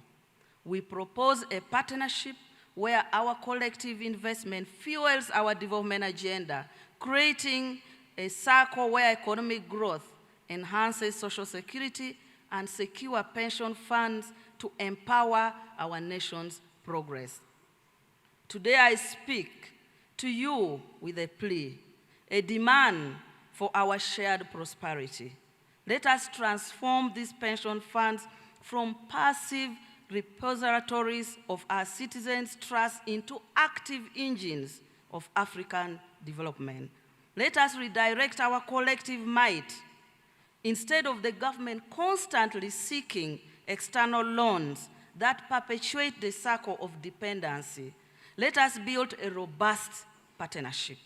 Let our pension funds lend to our governments, invest alongside our governments in the critical socio-economic sector that will uplift our communities, create jobs, and secure a future where every Africa can thrive. This is not a request for charity. It is a call for strategic sovereign investment.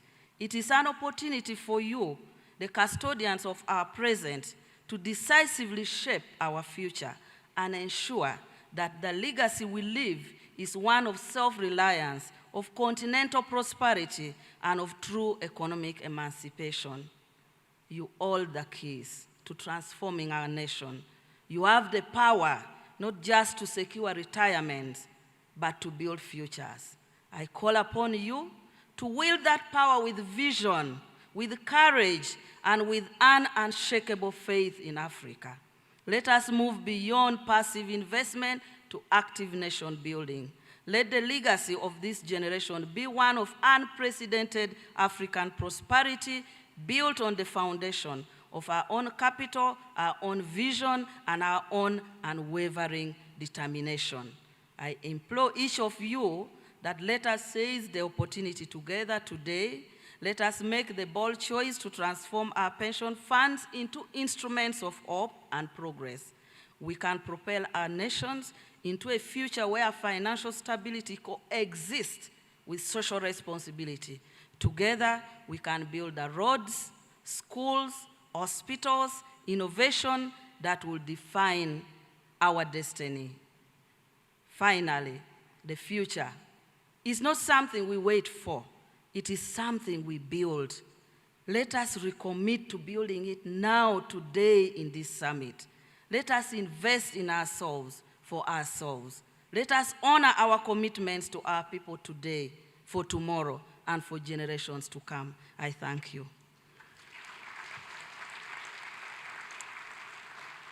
I now want to take the singular honor to invite the Right Honorable Prime Minister to come and deliver the address of His Excellency, the President of the Republic of Uganda.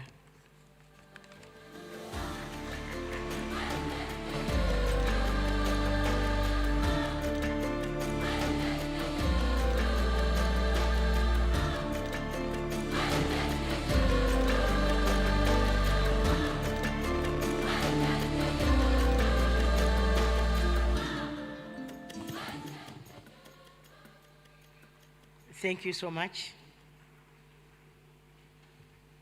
Honorable Betty Amongi, the Minister of Gender, Labour and Social Development, Excellencies, the ambassadors and heads of missions, Your Excellency, the UN Resident Coordinator, the Secretary Generals of the International and the Africa Social Security Associations, representatives of pension funds from across Africa, distinguished guests, ladies and gentlemen, I bring you warm greetings from His Excellency General Yoweri Kaguta Museveni, the President of the Republic of Uganda. He's aware you are here, but he was unable to come. As you know, Uganda is a democratic country. Even after 5 years, Ugandans exercise their democratic right to elect leaders of their own choice, from the president, members of parliament, local councils, and it is because of that democratic process that I'm also here as a product.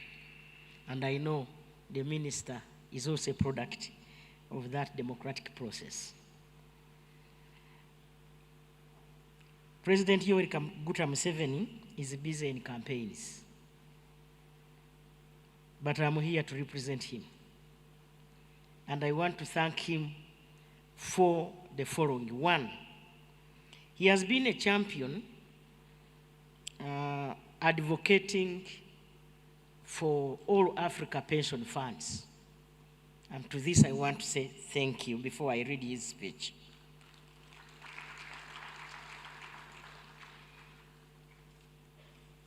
Ladies and gentlemen, if we took advantage of 1.4 trillion pension fund in Africa, this portfolio is quite big as compared to that of World Bank. It's big. And so if we took advantage, we can do a lot. Let me now read the speech of the President. Your Excellencies, honorable ministers, distinguished guests, ladies and gentlemen, I extend a warm welcome to you all, our distinguished visitors who have traveled from outside Uganda to attend the All Africa Pension Summit in Uganda.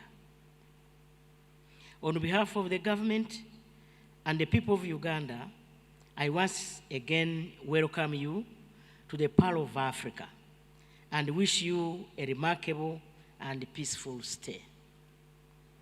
I want to thank the leadership and staff of the National Social Security Fund for organizing this important summit to highlight the unique role of pension funds in unlocking Africa's economic potential. Historically, Africa's problem has been one of underutilized potential.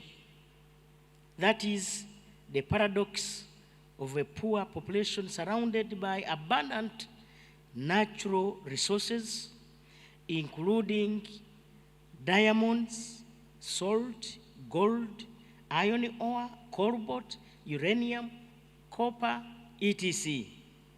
It is important to note that there are 4 basic factors which make up the production process. Land, that is natural resources, labor, capital, and entrepreneurship. Uganda and all other African countries have always had labor and land, but have been short of the 2 additional factors of capital and entrepreneurship. Therefore, Africa is in dire need of capital and entrepreneurship to trigger its development and socio-economic transformation. Africa's pension funds, which are estimated at 1.4 trillion US dollars, provide a rare opportunity for raising the necessary capital to invest in the critical sectors of the economy, such as electricity, roads, railway, etc. We should use our own resources to address the infrastructure gaps that undermine the growth of business. In a modern economy, you need 2 players: the producers, that is, the wealth creators in the 4 sectors of commercial agriculture, industries, services, and ICT, and the consumers, that is, the market. However, you also need good social and economic infrastructure, enough electricity, which is affordable, good roads, hospitals, schools, etc., in order to lower the cost of doing business in the economy. Inadequate infrastructure causes the cost of doing business in the economy to go up, thereby rendering our products uncompetitive and undermining the profitability of investments. No investor can be attracted to any economy to make losses. In Uganda, the National Social Security Fund has evolved from just a saving account into a contributor to the national development. Today, NSSF Uganda is a major investor in affordable housing, renewable energy, etc. This is a step in the right direction. The focus of the NRM government is on mobilizing and empowering the population to take advantage of the existing infrastructure to create jobs and wealth for the individuals, families, and companies. Development alone is not enough, though it must come first. Development is a collective good for everyone. A road belongs to the community. It is a collective good. Therefore, the existing infrastructure must be translated into jobs and wealth for the households in order to be meaningful. Finally, I once again thank NSSF Uganda for organizing this summit. The summit is in line with the NRM philosophy of relying on African solutions to Africa's development. I thank you all and wish you fruitful deliberations. Yoweri, thank you.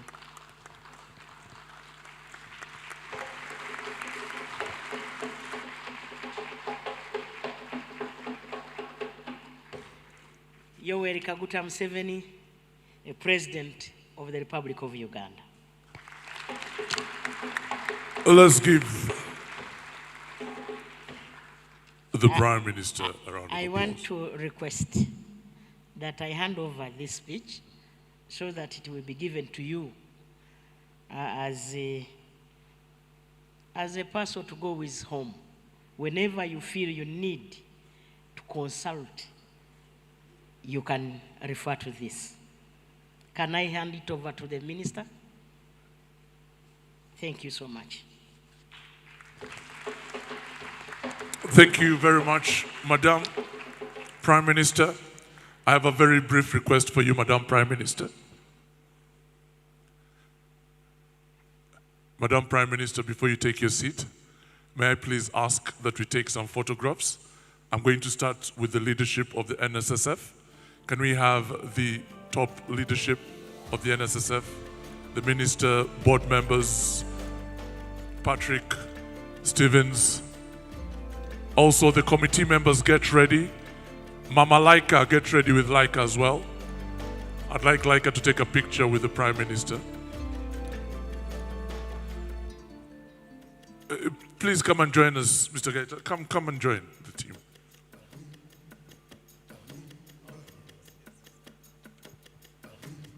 That's a lovely photograph. Show us some teeth. You look better with your teeth showing. Thank you very much.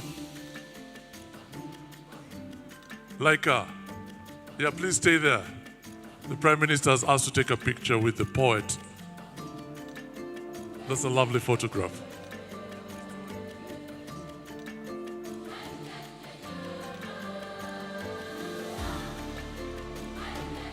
Please take as many pictures of that little girl as possible, because this is a big moment for her. Thank you very much. Thank you. Shall we now have the organizing committee coming up? Let's have the organizing committee led by Stevens and Patrick.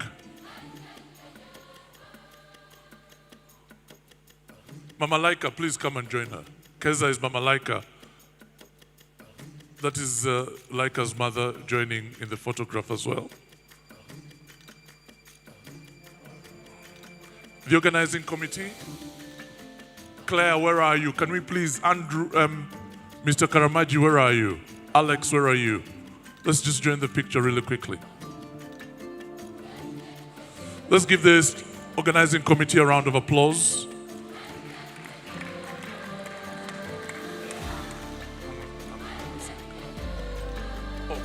Yeah, David is here.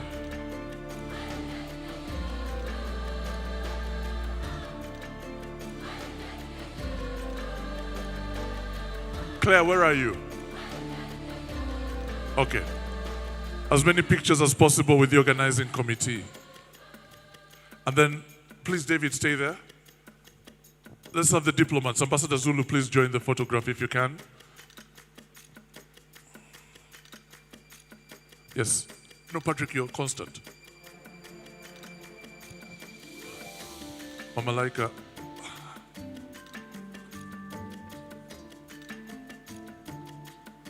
Thank you very much. Thank you, Keza and Laika. Let's give the young lady a round of applause. Alex.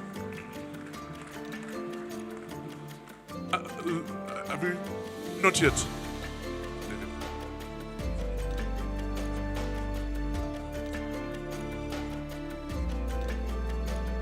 Finally, sponsors. Sponsors. David. Where are our sponsors? We've had very many sponsors.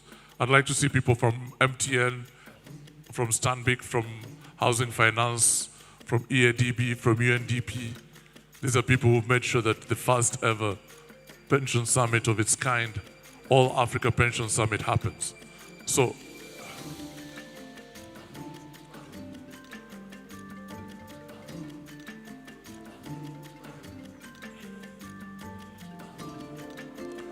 if you feel unseen, you can take the step behind you.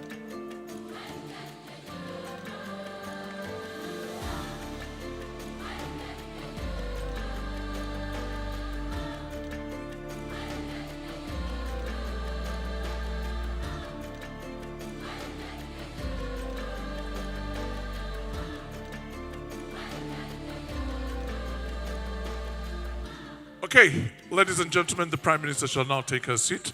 Let's give her a round of applause.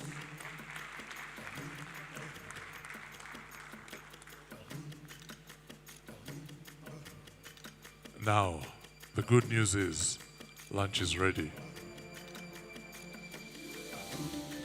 Are you not going to clap for me? Lunch is ready. And because lunch is ready, I ask you to take your seat as they usher the VIPs out, and then ushers will be coming to you and ushering you.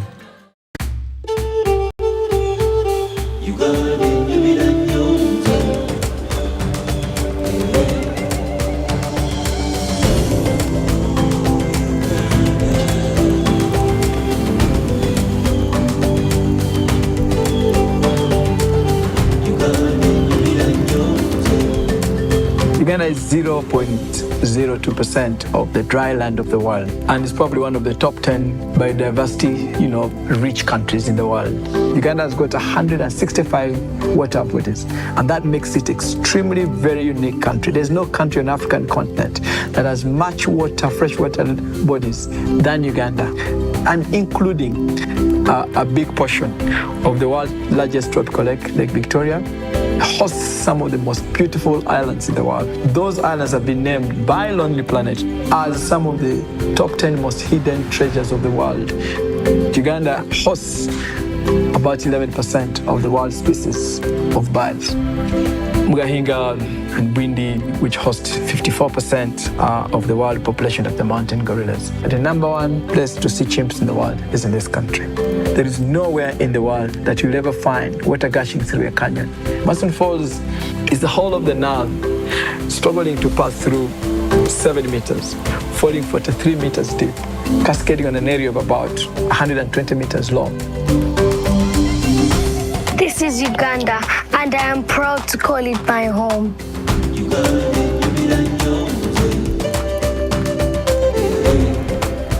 It's very interesting that foreigners who come to Uganda see a side of Uganda that we as local Ugandans do not see. Winston Churchill comes to Uganda and he says, this is the pearl of Africa. Uganda is the 13th most beautiful country. Our weather, it's either dry or wet, but sunshine. No other country can boast of that while staying near the equator that also has got snow. No other country can boast that you have the largest freshwater lake in Africa with the longest river in the world, starting from there. No other country can talk about that. Our hills are green, our lakes are vast, and our sunsets are golden. Privilege is invisible to those who have access to it. And probably when you're living in Uganda, you can't see the beauty that the country has. As you walk across or you drive across this great land, you'll see the various tapestry of the different cultures woven in the different kind of engagements that you have. When you go to the north, it's very different from the east. When you go to the west, it's very different from central. We have some of the richest soil across this continent. It's been said that you will throw a seed anywhere and you will get a bountiful harvest in Uganda. I think we have a rich opportunity to be a food basket for this region, and we are in many ways. I think we have a great climate for growing coffee because we are at a higher altitude here in Uganda. And the coffee we produce, the Robusta, is very good. You would not find a country in the world that has a sweeter pineapple than Ugandan pineapples. It's the best pineapple in the world. Now we have a lot of guests that come from the Emirates, and when they arrive, all they want is to eat pineapple. The culinary basis of Uganda is extraordinary. I mean, if you go to Mukwana, you have what it's called, but the chicken on a stick, as I call it. I think that's also what it's called. The famous Rolex that you can find on every street corner at any time, and matoke, which I think is probably it's the only country I've been in Africa where they have matoke and G-nut sauce, which is also everybody loves. We have the best food, the best music. We are the vibe. Uganda is a very interesting country, but what is even more interesting is its people. Very, very, very polite on the outside, but they are radically expressive on the inside, through music, through fashion. Ugandans they find a light moment in everything. There's a global rush to seek those unique experiences, and we have so many of those through our food, through our music, through our art, our performances, even visual art. Like for instance, you come to Uganda and you'll experience roast and rhyme. Imagine you come to Uganda for a festival like Nyege Nyege. Now those are experiences you don't find anywhere.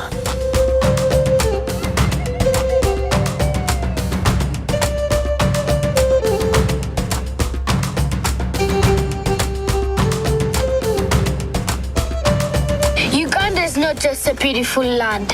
It is a land of opportunities, a place where ideas grow and businesses thrive. So Uganda it's a market-based economy, and it's been a vibrant economy with 70% of labor being less than 40 years old. We operate a free market, which basically means that you are able to bring in significant investment quite easily, and we actually see it when we look at foreign direct investment. That's been growing quite significantly in Uganda relative to other countries within the region as well.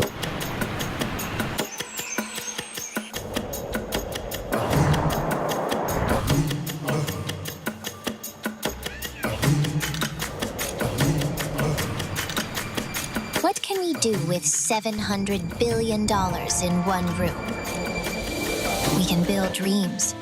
Build homes so no one has to leave. Build schools so we can have an equal opportunity. Build hospitals so no one has to wait for help. Build dams to power our continent. Build roads so we can have borderless trade. Interconnected Africa. This is the future we envision. The future we want isn't something we wait for. It's something we build today. It's a future we can build.